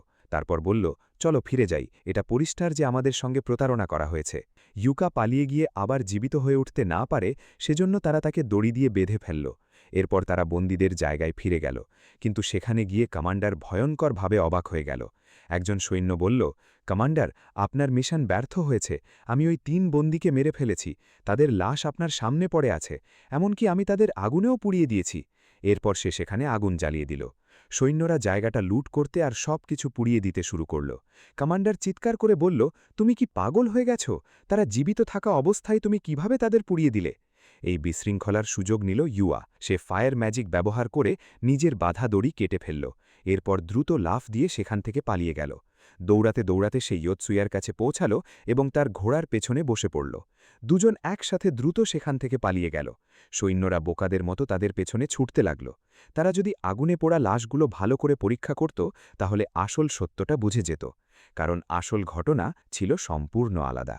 দূর থেকে দেখলে মনে হচ্ছিল সে সত্যিই ৩ বন্দীকে মেরে ফেলেছে। এরপর সে সেখানে আগুনও জ্বালিয়ে দিয়েছিল, যাতে তার পরিকল্পনাটা পুরোপুরি সত্যি মনে হয়। পরে সে তার সঙ্গীদের বলল, এখন কমান্ডার রাজাকে একটা বার্তা পাঠাবে যে কাহাবের আর তার সহকারীরা মারা গেছে এবং হিরোজরা মিশনটা নষ্ট করে দিয়েছে। এভাবে তার শহরের উপর কোনো বিপদ আসবে না। এরপর তারা পাহাড়ের একটা গুহায় গিয়ে ৩ বন্দীকে লুকিয়ে রাখল। এর মধ্যে সেই ছোট বাচ্চাটাও পুরোপুরি সুস্থ হয়ে নিজের শক্তি ফিরে পেয়েছিল। ইউসুয়া এরপর ইউকার দিকে তাকিয়ে বলল, কাহাবেল যদি তার মিশনে সফল হয় তাহলে আমার পরিকল্পনা পুরোপুরি সফল হবে। কিন্তু মেয়েটা তার দিকে তাকিয়ে বলল, আমরা যদি সত্যি একটা অদ্ভুত গেম ওয়ার্ল্ডের মধ্যে থেকেও থাকি, তবুও তুমি কিভাবে একজন মানুষকে জীবন্ত পুড়িয়ে দিতে পারলে? ইউসিয়া বলল, এটা শুধু একটা গেম ওয়ার্ল্ড, এরা আসল মানুষ নয়। আমি যদি তাদের না পোড়াই তাহলে আমাকে এবং আমার সঙ্গীদের জীবন হারাতে হবে। এদিকে সিন্ধু আর হাকোয়াকি তাদের সহকারীকে নিয়ে গভীর হতাশার মধ্যে বসেছিল। হাকোয়াকি উদ্বিগ্ন হয়ে বলল, আমাদের হাতে আর মাত্র ৩ দিন আছে, অথচ এখনও কোনো মার্চেন্টকে খুঁজে পাইনি। মনে হচ্ছে মিশনের সময় শেষ হয়ে যাবে। তাহলে কি আমরা সবাই মারা যাব? অন্যদিকে সৈন্যদের কমান্ডার দুঃখে একেবারে ভেঙে পড়েছিল। সে এতটাই কষ্ট পেয়েছিল যে কেঁদে ফেলল। তার মনে হচ্ছিল তার মিশন ব্যর্থ হয়েছে এবং রাজা আর কখনো তাকে বিশ্বাস করবে না। তাই সে রাজাকে একটা বার্তা পাঠিয়ে সব ঘটনা জানিয়ে দিল। বার্তা পাঠানোর সময় ভয়তে তার শরীর কাঁপছিল। সে মনে মনে ভাবছিল,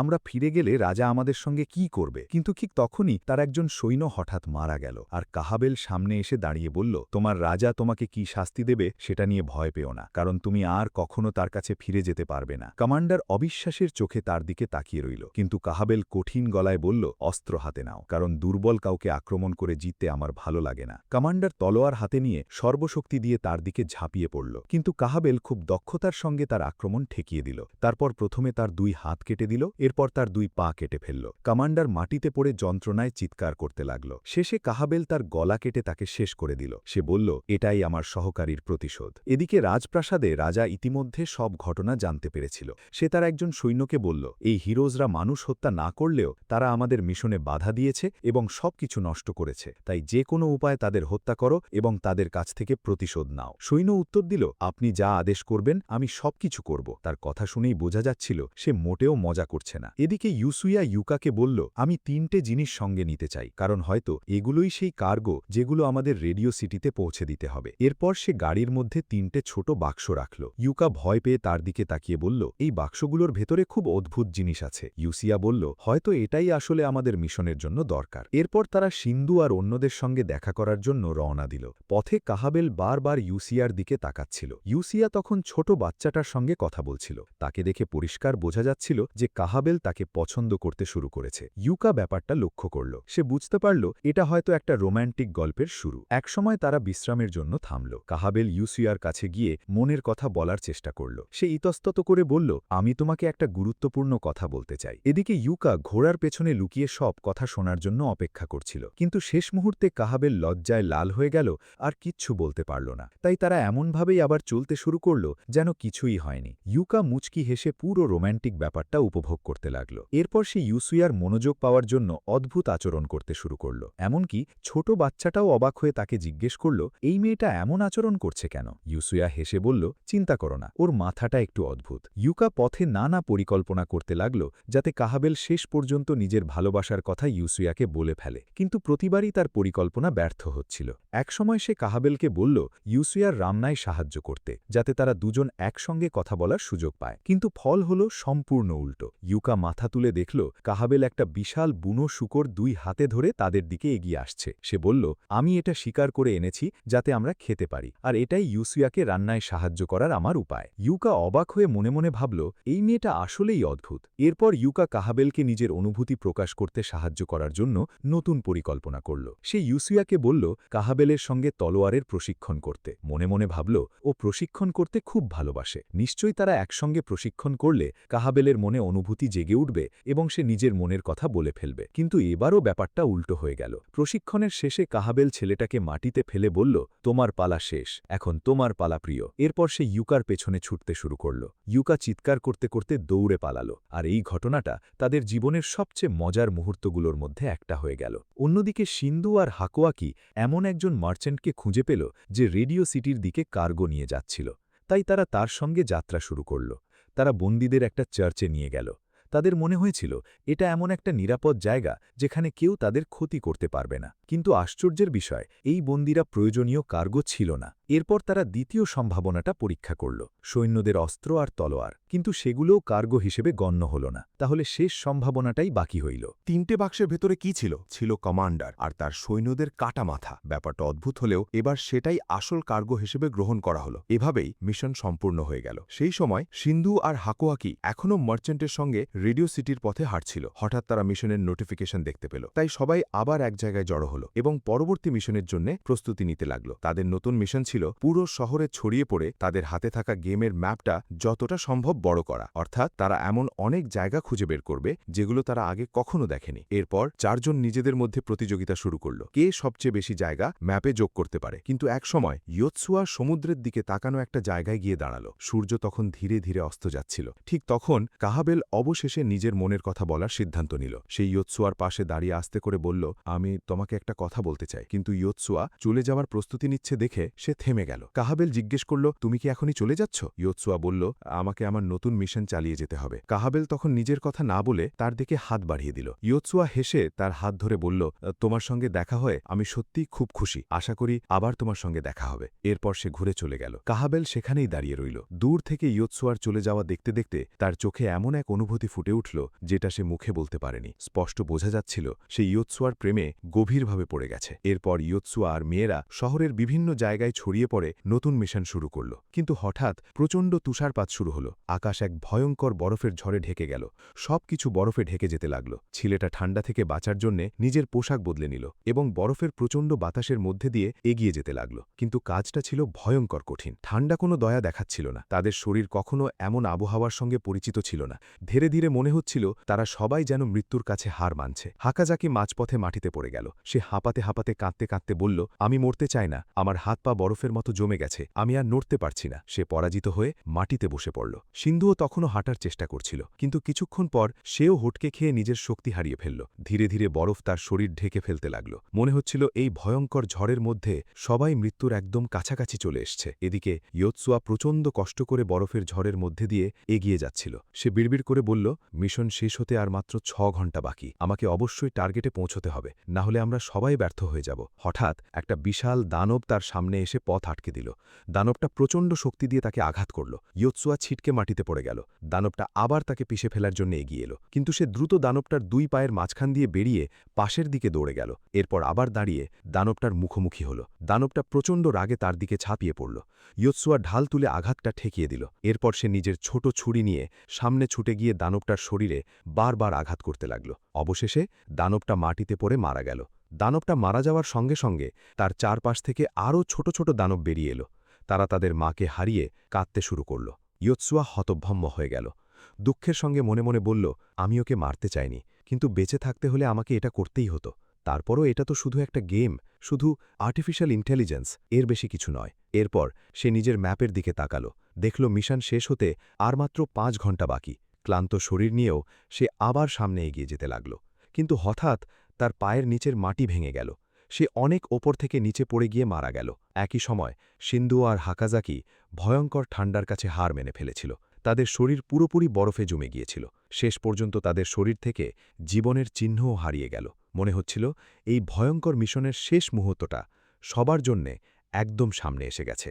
নিজেকে একটু গরম রাখার চেষ্টা করছিল, আর সেই সঙ্গে সে পুরনো স্মৃতিগুলোর মধ্যে ডুবে গেল। তার মনে স্কুলের সেই দিনগুলোর কথা ভেসে উঠল, যখন সে বন্ধুদের সঙ্গে সময় কাটাত। ছোটবেলায় সে যেসব শো দেখত সেগুলোর কথাও তার মনে পড়তে লাগলো। তারপর সে নিজেকেই আস্তে করে বলল, আমি এখানে আসলে কেন এসেছি? যে কোনো মুহূর্তে আমি মারা যেতে পারি, কিন্তু আমাকে সামনে এগিয়ে যেতেই হবে, কারণ ইউকা এখনও বেঁচে আছে। এদিকে 40 সেকেন্ড পর ইয়োৎসুয়া আবার জীবিত হয়ে উঠল। সে অবাক হয়ে বুঝতে পারল সে এখনও বেঁচে আছে এবং শ্বাস নিতে পারছে। তখন সে বুঝল মেয়েদের মধ্যে অন্তত একজন এখনও মারা যায়। যায়নি। সে নিজেকে একটা অদ্ভুত মাটির নিচের জায়গায় দেখতে পেল, যেখানে ঠান্ডা খুব বেশি ছিল না, তাই তার শরীরে তাপও ধরে রাখা সম্ভব হচ্ছিল। চারপাশে তাকিয়ে সে দেখল বিভিন্ন করিডোর, আর সেগুলোর দেওয়ালে অদ্ভুত সব চিহ্ন আঁকা। এরপর সে হাঁটতে হাঁটতে একটা বিশাল হল ঘরে পৌঁছল। হলের মাঝখানে একটা জলজলে ফসফোরেসেন্ট বৃত্ত ছিল। ইয়োতসুয়া সেখানে দাঁড়িয়ে নীরবে সেটার দিকে তাকিয়ে রইল। অন্যদিকে সিন্ধুও তার সময় শেষ হওয়ার পর আবার জীবিত হয়ে উঠল। এরপর সে সামনে এগোতে লাগল। কিছু দূর যাওয়ার পর সে একটা গ্রাম দেখতে পেল, যেখানে বাড়িগুলোর ভেতর আলো জ্বলছিল। দৃশ্যটা দেখে তার মন আনন্দে ভরে গেল।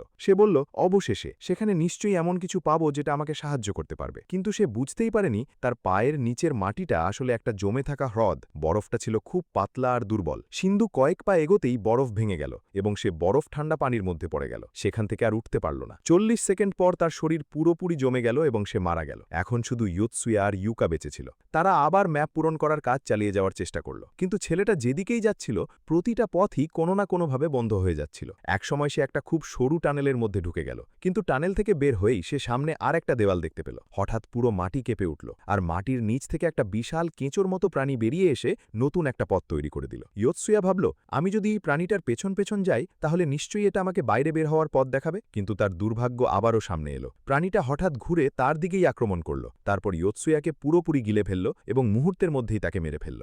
এখন একমাত্র ইউকাই বেঁচে ছিল। সে নিজেকেই আস্তে করে বলল, আমি যদি এখন মারা যাই তাহলে সবকিছু এখানেই শেষ হয়ে যাবে। সে নিজেকে সাহস দেওয়ার চেষ্টা করল এবং হতাশার কাছে হার না মানার চেষ্টা করল। কিন্তু কিছুক্ষণ পর তার শরীরের সব শক্তি শেষ হয়ে গেল। সে মাটিতে পড়ে গেল, মুখে তিক্ত একটা হাসি এনে বলল, অবশেষে হাল ছেড়ে দেওয়ার একটা অজুহাত পেয়েই গেলাম। মনে হচ্ছে আমি মারা যাব। আমি সব সময় একজন ব্যর্থ মানুষ ছিলাম, আর আমি একা কখনোই এই মিশন শেষ করতে পারবো না। ইউকা যখন পুরোপুরি হাল ছেড়ে দিয়ে মৃত্যুর দিকে এগিয়ে যাচ্ছিল, তখন হঠাৎ তার সামনে ছোটবেলায় দেখা সেই অ্যানিমের একটা ছোট্ট ডাইনি মেয়েকে দেখতে পেল। মেয়েটা তাকে বলল, তুমিও তো সবসময় আমাদের মতো একজন হিরো ছিলে, তাহলে তুমি কিভাবে মৃত্যুর কাছে হেরে গিয়ে তোমার মিশন ছেড়ে দিতে পারো? আমরা হিরোরা কখনো হাল ছেড়ে দিই না। তুমি সবসময় আমাদের দেখেছ যখন আমরা সব ধরনের খারাপ শক্তির বিরুদ্ধে লড়াই করেছি, তাই এখন তোমাকেও আমাদের মতো হতে হবে। কথাগুলো শুনে ইউকা এতটাই আবেগপ্রবণ হয়ে গেল যে তার চোখ দিয়ে পানি বেরিয়ে এলো। এরপর সে নিজের স্টাফটা শক্ত করে ধরে পুরো শক্তি দিয়ে চিৎকার করে বলল, আমি কোনো ব্যর্থ মানুষ নই, আমাকে এই মিশন শেষ করতেই হবে। সে আবার নিজের মনোবল ফিরে পেল এবং ঝড়ের মধ্যে হাঁটতে শুরু করল। ঠান্ডায় তার শরীরের শক্তি ধীরে ধীরে শেষ হয়ে যাচ্ছিল। তারপরেও তার চোখের সামনে বারবার তার প্রিয় অ্যানিমের চরিত্রগুলো ভেসে উঠছিল, যেন তারা সবাই তাকে সাহস দিচ্ছে। কিন্তু একসময় তার পা আর চলতে চাইল না। প্রচণ্ড ক্লান্ত হয়ে সে পথের মাঝখানে দাঁড়িয়ে পড়ল। ঠিক তখনই সে দেখতে পেল একটা বিশাল বিড়ালের ওপর একজন রহস্যময়ী মেয়ে বসে আছে। মেয়েটা ইউকাকে বলল, তুমি তো একজন হিরো, তাই না? মিশনটা শেষ করতে চাইলে আমার সঙ্গে চলো। প্রথমেই ইউকা ভাবল হয়তো সে এসব কল্পনা করছে, কিন্তু কিছুক্ষণের মধ্যেই বুঝতে পারল মেয়েটা সত্যিই সেখানে আছে। তাই সে বিশাল বিড়ালটার ওপর উঠে বসল, আর বিড়ালটা প্রচণ্ড গতিতে তাদের গন্তব্যের দিকে ছুটতে শুরু করল। তারপরেও ইউকার মনে হতাশা ঢুকে পড়ল। সে নিজেকেই বলল, সময় মতো টার্গেটে পৌঁছনো অসম্ভব, সবকিছু শেষ। তার চোখ দিয়ে পানি গড়িয়ে পড়তে লাগল। তার মনে হচ্ছিল মিশনটা এবার নিশ্চিতভাবেই ব্যর্থ হবে। কিন্তু মেয়েটা আত্মবিশ্বাসের সঙ্গে তার দিকে তাকিয়ে বলল, চিন্তা করো না, আমরা পৌঁছে যাব। এরপর সে নিজের অস্ত্রটা তুলে একটা মন্ত্র পড়ল। সঙ্গে সঙ্গে প্রচণ্ড জাদুর শক্তি বেরিয়ে এলো, আর সেই শক্তির কারণে বিড়ালটা আকাশের মধ্যে উড়ে প্রচণ্ড গতিতে ছুটতে লাগল। ইউকা অবাক হয়ে মেয়েটার দিকে তাকিয়ে জিজ্ঞেস করল, তুমিও কি একজন হিরো? মেয়েটা উত্তর দিল, না, আমি শুধু এমন একজন যে জাদু ব্যবহার করতে জানে। ইউকা মিশন কার্ডের দিকে তাকিয়ে দেখল সময় প্রায় শেষ হয়ে আসছে, কিন্তু মেয়েটা আবারও জাদুর শক্তি ব্যবহার করল, আর বিড়ালটা আরও দ্রুত ছুটতে শুরু করল। হঠাৎ তাদের সামনে সমুদ্র দেখা গেল। মিশন শেষ করার জন্য ঠিক এই জায়গাটাতেই তাদের পৌঁছতে হবে, কিন্তু জায়গাটা তখনও অনেক দূরে ছিল, আর কাউন্টারে সময় প্রায় শূন্যের কাছাকাছি। ইউকা চোখ বন্ধ করে ফেলল। সে ধরে নিল এবার ব্যর্থ হওয়া নিশ্চিত, কিন্তু হঠাৎ সে চোখ খুলে দেখল সে সবাইকে নিয়ে সেই পরিচিত জায়গাতেই দাঁড়িয়ে আছে, যেখানে সবসময় গেম মাস্টার হাজির হতো। হিরো অবাক হয়ে দাঁড়িয়ে রইল। সে বিশ্বাসই করতে পারছিল না যে ইউকা একাই মিশনটা শেষ করে ফেলেছে। ঠিক তখনই তার পেছনে গেম মাস্টার হাজির হল। ইউকা ভয় পেয়ে পিছিয়ে গেল এবং বলল, আমাদের উপর এত ভয়ঙ্কর অত্যাচার করা এবার বন্ধ করুন। গেম মাস্টার হেসে বলল, তুমি তোমার মিশন সম্পূর্ণ করেছ, এখন তুমি আমাকে একটা প্রশ্ন করতে পারবে, আর আমি তোমাকে সত্যি উত্তর দেব। ইউকা কিছুক্ষণ চুপ করে রইল। তারপর বলল, আমি শুধু একটা জিনিস জানতে চাই, এই অদ্ভুত পৃথিবীটা কি সত্যি নাকি এটা শুধু একটা গেম? সবাই অবিশ্বাসে হাঁ করে তাকিয়ে রইল, কারণ তারা এতদিন ধরে বিশ্বাস করে এসেছিল যে এটা শুধু একটা গেম। কিন্তু গেম মাস্টার বলল, তুমি এখন তোমার নিজের পৃথিবীর সমান্তরাল একটা পৃথিবীতে আছো। এই পৃথিবীটা অনেকটা পৃথিবীর মতোই। হ্যাঁ, এটা একটা সত্যিকারের পৃথিবী, আর তোমরা যেসব প্রাণীর সঙ্গে লড়াই করো সেগুলোও সত্যি। এখানে শুধু একটা জিনিসই সত্যি নয়, তুমি নিজে। এই কথা শুনে ইউকা চোখে জল নিয়ে ইয়োতসুয়ার দিকে তাকালো, কারণ সে বুঝতে পারল ইয়োতসুয়া এতদিন যা করেছে সেটা কোনো গেমের ভেতরে করেনি। সে সত্যিকারের একটা পৃথিবীতে এসব করেছে। আর ইয়োতসুয়া নিজে পাথরের মতো দাঁড়িয়ে রইল। সে কিছুতেই এই সত্যিটা মেনে নিতে পারছিল না। সে এমন একজন জীবন্ত মানুষকে হত্যা করেছে, এমনকি একজন মানুষকে জীবন্ত পুড়িয়েও মেরেছে। আর এতদিন সে ভেবেছিল সবকিছু শুধু একটা গেমের মায়া। এরপর হিরোরা আবার তাদের আসল পৃথিবীতে ফিরে গেল। ইয়োতসুয়া নিজের ঘরে একা বসে থাকল। যা ঘটেছে কিছুতেই সে সেটা বিশ্বাস করতে পারছিল না। সে এতদিনে যা যা দেখেছে আর করেছে সবকিছু তার মাথার মধ্যে ঘুরছিল। সে মেনে নিতে পারছিল না যে সে সত্যিকারের একজন মানুষকে হত্যা করেছে। যদিও সে সবসময় মানুষকে অপছন্দ করত এবং তাদের থেকে দূরে থাকত, তবুও সে কখনো ভাবেনি যে তার সেই ঘৃণা তাকে কাউকে হত্যা করার মতো অবস্থায় নিয়ে যাবে। সে গভীর হতাশা আর লজ্জায় ডুবে গেল। তারপর বিছানায় শুয়ে নিজেকেই বলল, এটা সত্যি যে আমি মানুষকে অপছন্দ করি এবং তাদের এড়িয়ে চলি, কিন্তু আমি কখনো ভাবিনি যে সত্যিই তাদের একজনকে হত্যা করে ফেলব। এরপর সে আরও গভীর অনুশোচনা আর কষ্টের মধ্যে ডুবে গেল। দিন যেতে লাগল, আর ইয়োতসুয়া স্কুলের বিভিন্ন স্পোর্টস অ্যাক্টিভিটিতে অংশ নিতে শুরু করল, যেটা সে আগে কখনো করত না। আর সেখানে সে এমন দক্ষতা আর দ্রুততা দেখাতে লাগল যা দেখে তার সহপাঠীরাও অবাক হয়ে গেল। তারা ভাবতে লাগল সে এত দ্রুত কিভাবে এত ভালো হয়ে গেল। শুধু ইয়োতসুয়াই বদলায়নি, হাকাজাকিও শিন্ডোর সঙ্গে স্পোর্টসে অংশ নিতে শুরু করল। যখন তার শরীরের অবস্থা কিছুটা ভালো হল, এতে সে খুব আনন্দ পেল। তার মনে হচ্ছিল আমরা যতবার সেই অদ্ভুত পৃথিবীতে যাই আর ফিরে আসি, ততবার আমাদের শরীর আরও শক্তিশালী হয় আর আমাদের স্বাস্থ্যও ভালো থাকতে থাকে। এমনকি আমার এত গুরুতর অসুস্থতার মধ্যেও আমার শরীরের অবস্থার উন্নতি হচ্ছে। কিন্তু শিন্ডো দূর থেকে ইয়োতসুয়াকে লক্ষ্য করতে থাকল। সে বুঝতে পারছিল ইয়োতসুয়া এখনও গভীর কষ্টের মধ্যে আছে। সে সবাইকে এড়িয়ে চলছে, এমনকি শিন্ডো আর হাকাজাকির সঙ্গেও কথা বলছে না।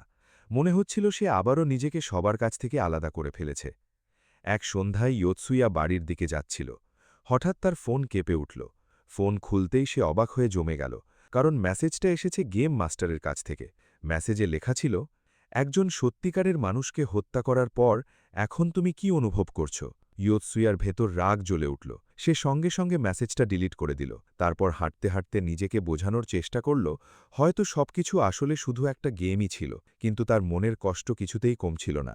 তাই সে সিদ্ধান্ত নিল সে স্বাভাবিক জীবনযাপন করবে আর সেই জাদুর পৃথিবীটাকে ভুলে যাবে, আর কখনো সেখানে ফিরে যাবে না। কিন্তু ঠিক তখনই অপ্রত্যাশিত একটা ঘটনা ঘটল। হঠাৎ তার সামনে একটা অদ্ভুত মেয়ে এসে দাঁড়াল।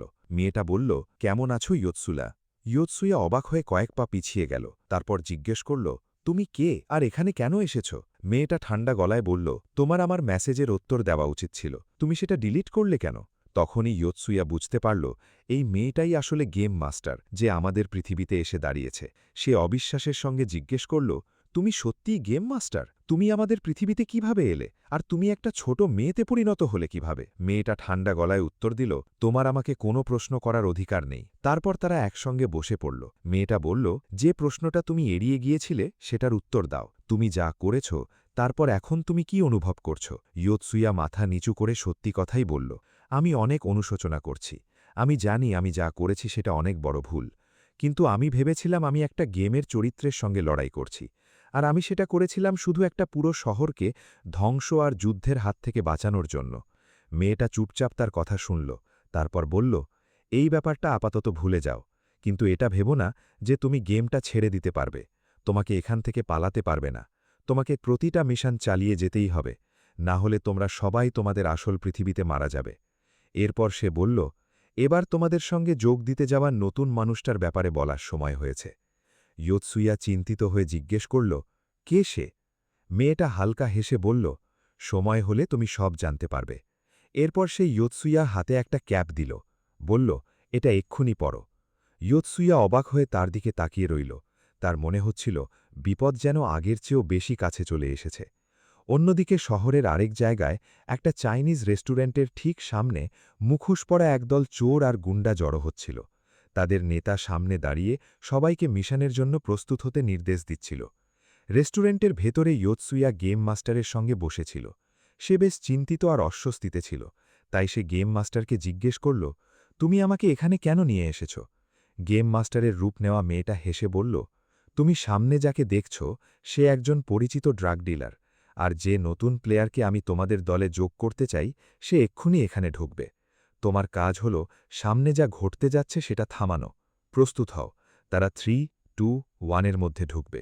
ঠিক সেই মুহূর্তে রেস্টুরেন্টের দরজা ধাক্কা মেরে খুলে গেল। গুন্ডারা ভেতরে ঢুকে ড্রাগ ডিলারের দিকে ছুটে গেল, কিন্তু ইয়োতসুয়া তার পা বাড়িয়ে একজনকে ঠেলে দিল।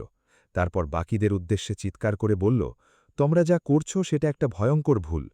তাদের একজন তাকে দুর্বল ভেবে একটা লাঠি দিয়ে তার পায়ে আঘাত করল, কিন্তু ইয়োতসুয়ার রাগ এবার আরও বেড়ে গেল। সে একে একে সবাইকে ধরে আক্রমণ করতে লাগল। কিছুক্ষণের মধ্যেই তাদের পুরো দলকে এমনভাবে হারিয়ে দিল যে কেউ আর তার সামনে দাঁড়াতেই পারল না। লড়াইয়ের মাঝখানে সে কাউকে সুজা নাম ধরে ডাকতে শুনল। সঙ্গে সঙ্গে সে বুঝতে পারল গেম মাস্টার যে টার্গেটের কথা বলেছিল সেই এখানে আছে। ছেলেটা আবার ইয়োতসুয়ার দিকে আক্রমণ করল, কিন্তু ইয়োতসুয়া সহজেই তার আক্রমণ ঠেকিয়ে দিল। তারপর তার মুখের মুখোশ খুলে নিয়ে দৃঢ়ভাবে বলল, তোমার ভাইকে নিয়ে এক্ষুনি চলে যাও, পুলিশ আসার আগেই এখান থেকে বেরিয়ে যাও। কিন্তু কেটা রাজি হল না। সে চিৎকার করে বলল, আমি এই ড্রাগ ডিলারকে শেষ না করে এখান থেকে যাব না। ইয়োতসুয়া গর্জে উঠল, থামো, তুমি যা করছো সেটা ভুল, এখান থেকে পালিয়ে যাও, না হলে নিজেকেই ধ্বংস করে ফেলবে। ঠিক তখনই তাদের পরিকল্পনা ব্যর্থ হওয়ায় গ্যাং লিডার প্রচণ্ড রেগে রেস্টুরেন্টের ভেতরে ঢুকে পড়ল। সে চিৎকার করে বলল, একবার থামো। তারপর সেই ইয়োতসুয়ার দিকে ঘুরে বলল, তুই কে এই ছোকরা? তোকে কে পাঠিয়েছে? তুই কি আমাদের প্রতিদ্বন্দ্বী গ্যাংয়ের সঙ্গে কাজ করছিস? ইয়োতসুয়া চুপ করে রইল। এতে লিডারের রাগ আরও বেড়ে গেল। সে বন্দুক তুলে হুমকি দিয়ে বলল, কথা বল, না হলে এক্ষুনি তোকে মেরে ফেলবো। হঠাৎ গেম মাস্টার আবার সেই ছোট মেয়ের রূপে সেখানে হাজির হলো। সবার চোখের সামনেই তার আবির্ভাব হলো, আর সবাই অবাক হয়ে গেল। সেই ইয়োতসুয়ার দিকে একটা অদ্ভুত গ্লাভ ছুড়ে দিয়ে বলল, এটা ব্যবহার করো। ইয়োতসুয়া দ্রুত গ্লাভটা পরে নিল, আর সঙ্গে সঙ্গে তার শরীর থেকে প্রচণ্ড জাদুর শক্তি বেরিয়ে এলো। মুহূর্তের জন্য যেন সময়ই থেমে গেল। এই সুযোগে ইয়োতসুয়া গ্যাং লিডারের ওপর একের পর এক আঘাত করতে লাগলো। শেষ পর্যন্ত লিডার মাটিতে পড়ে গেল এবং আঘাতে প্রচণ্ড রক্তাক্ত হয়ে গেল। কেটা হতবাক হয়ে দাঁড়িয়ে রইল। তার সামনে কি ঘটছে সে কিছুতেই বুঝতে পারছিল না, কারণ সত্যিকারের পৃথিবীতে সত্যি জাদু থাকতে পারে। এটা কিভাবে সম্ভব? সেই মুহূর্তেই সে বুঝতে পারল তার ভাগ্য চিরতরে বদলে দেওয়ার সেই মুহূর্ত ইতিমধ্যেই শুরু হয়ে গেছে। ঠিক তখনই পুলিশ সেখানে এসে পৌঁছল। তাই ইয়োতসুয়া দ্রুত কেটার দিকে ঘুরে চিৎকার করে বলল, তোমার ভাইকে নিয়ে এক্ষুনি দৌড়ে পালাও। ছেলেটা অবাক হয়ে তার দিকে তাকিয়ে জিজ্ঞেস করল, তুমি আসলে কে? কিন্তু ইয়োতসুয়া কোনো উত্তর দিল না, শুধু সেখান থেকে চলে গেল। এদিকে তাদের পেছনে গ্যাং লিডারের জ্ঞান ফিরে এলো, আর সে দ্রুত তার বন্দুকটা তুলে নিল। তখন কেটা দৌড়ে গিয়ে তার হাত থেকে বন্দুকটা ফেলে দিয়ে চিৎকার করে বলল, যে মানুষটা আমাকে বাঁচিয়েছে তার ওপর পেছন থেকে গুলি করতে তোমার লজ্জা করে না? গ্যাং লিডার রাগে ফেটে পড়ে চিৎকার করে বলল, তুই কি আমার অবাধ্য হচ্ছিস ছেলে? আমি অবাধ্য হলে তোর কি হবে সেটা তুই ভালো করেই জানিস। তোর জীবনটাও আমার হাতে। কিন্তু কেটার রাগ আর সামলানো গেল না। সে জোরে তার মুখে লাথি মেরে চিৎকার করে বলল, একটা সামান্য বাচ্চাকেও হারাতে পারিসনি, আর তুই আমাকে হুকুম দেওয়ার সাহস দেখাচ্ছিস? এরপর সে সুজার হাত ধরে দৌড়ে সেখান থেকে পালিয়ে গেল। পুলিশকে এড়িয়ে পালানোর সময় সেখানে থাকা সবাই এই ঘটনা দেখে হতবাক হয়ে গেল। এদিকে ইয়োতসুয়া গেম মাস্টারের সামনে দাঁড়িয়ে বলল, মিশন শেষ হয়েছে, এবার আমাকে ফিরতে দাও। গেম মাস্টার তার দিকে তাকিয়ে বলল, যাওয়ার আগে তোমাকে একটা কথা জিজ্ঞেস করতে চাই। তুমি এইমাত্র আরেকজন মানুষকে মৃত্যুর হাত থেকে বাঁচালে, কিন্তু নিজের জীবন ঝুঁকিতে ফেলে তুমি এমনটা কেন করলে? সে শান্তভাবে উত্তর দিল, আমি এটা নিজের জন্যই করেছি, কারণ আমিও চাই নতুন খেলোয়াড়রা এই গেমে যোগ দিক এবং আমাদের সঙ্গে মিলে মিশনগুলো সম্পূর্ণ করুক। সত্যি বলতে আমি এখন এই ব্যাপারটা উপভোগ করতে শুরু করেছি, আর এখন আমার ইচ্ছা হচ্ছে এই গেমের একেবারে শেষটা নিজের চোখে দেখতে। তার মুখে তখন অদ্ভুত এক ধরনের আগ্রহ আর পাগলামির ছাপ ফুটে উঠল। সে আবার বলল, এই গেমটা শেষ পর্যন্ত কিভাবে শেষ হবে সেটা জানার জন্য আমার ভীষণ কৌতূহল হচ্ছে, আর আমার মনে হচ্ছে আমি ইতিমধ্যেই যে শহরে থাকি সেটাকেও নিয়ন্ত্রণ করার মতো ক্ষমতা অর্জন করে ফেলেছি। হয়তো ভবিষ্যতে পুরো পৃথিবীকেও নিয়ন্ত্রণ করতে পারবো। তাই আমাদের ফিরে গিয়ে একেবারে শেষ পর্যন্ত এই মিশনগুলো চালিয়ে যেতে হবে। একই সময় এতক্ষণে আসল ঘটনাটাও সামনে চলে এলো। কেটা আসলে গ্যাং লিডারের সঙ্গে জড়িয়ে পড়েছিল। তাকে সেই ড্রাগ ডিলারকে মেরে ফেলার জন্য হুমকি দেওয়া হয়েছিল, কারণ তার মা আর তার ভাই শুয়া গ্যাং লিডারের কাছে অনেক টাকা ধার করেছিল। তাই তাদের সামনে আর কোনো পথ ছিল না, হয় তার কথা মেনে কাজ করতে হবে, না হলে তাদের মাকে মেরে ফেলা হবে। কিন্তু ঠিক সময়ে ইয়োতসুয়া সেখানে এসে তাদের সেই অপরাধ করা থেকে বাঁচিয়ে দেয় এবং গ্যাং লিডারের হাত থেকেও তাদের মুক্ত করে। এদিকে মেয়েরা সবাই একটা রেস্টুরেন্টে একসঙ্গে বসে বেশ আনন্দ করে হাসাহাসি করছিল। হঠাৎ কাছেই একটা পুলিশ গাড়ি এসে থামল। পুলিশ একজন অপরাধীকে গ্রেফতার করতে এসেছে এবং আরও একটা অপরাধ ঠেকিয়ে দিল। ইউকা মজা করে হেসে বলল, নিশ্চয়ই এটা তোমার জন্য নতুন কোনো মিশন ইয়োতসুয়া। অন্যদিকে ছেলেটা তখনও গেম মাস্টারের সঙ্গে দাঁড়িয়েছিল। সে এতক্ষণে ঘটে যাওয়া সব ঘটনা এবং যাদের সে বাঁচিয়েছে সেসবের কথা বলছিল। এদিকে হাকুয়াকি স্কুলে ছিল। দূর থেকে পুলিশের সাইরেনের শব্দ শুনে সে মনে মনে ভাবল, পরের মিশনটা আবার কবে শুরু হবে? এরপর ইয়োতসুয়া গেম মাস্টারের সামনে দাঁড়ালো। তখন গেম মাস্টার তাকে কঠিন গলায় জিজ্ঞেস করল, তুমি নিজেকে কি মনে করো? সে তার হাতটা ওপরে তুলল। তার হাতের ভেতর থেকে জাদুর শক্তি বেরিয়ে আসতে দেখে সে বলল, আমি আর কিছুই নই, শুধু একটা সাধারণ ছেলে, এমন একটা বাচ্চা যে নিজের ক্ষমতা নিয়ে বড় বড় স্বপ্ন দেখছিল। আর এখন আমি বুঝতে পারছি যে আমি ভুল ছিলাম। তারপরেও আমি বিশ্বাস করি আমি যা করেছি সেটা ঠিকই করেছি, কারণ আমার চারপাশের পুরো পৃথিবীটাই ভুল। সে আবার বলল, হ্যাঁ আমি জানি আমি যা অনুভব করছি সেটা আসলে নিজের ক্ষমতা নিয়ে এক ধরনের পাগলামি ছাড়া আর কিছু নয়, কিন্তু যদি এই পাগলামিটাই একদিন সত্যি হয়ে যায় তাহলে তাতে ক্ষতি কি?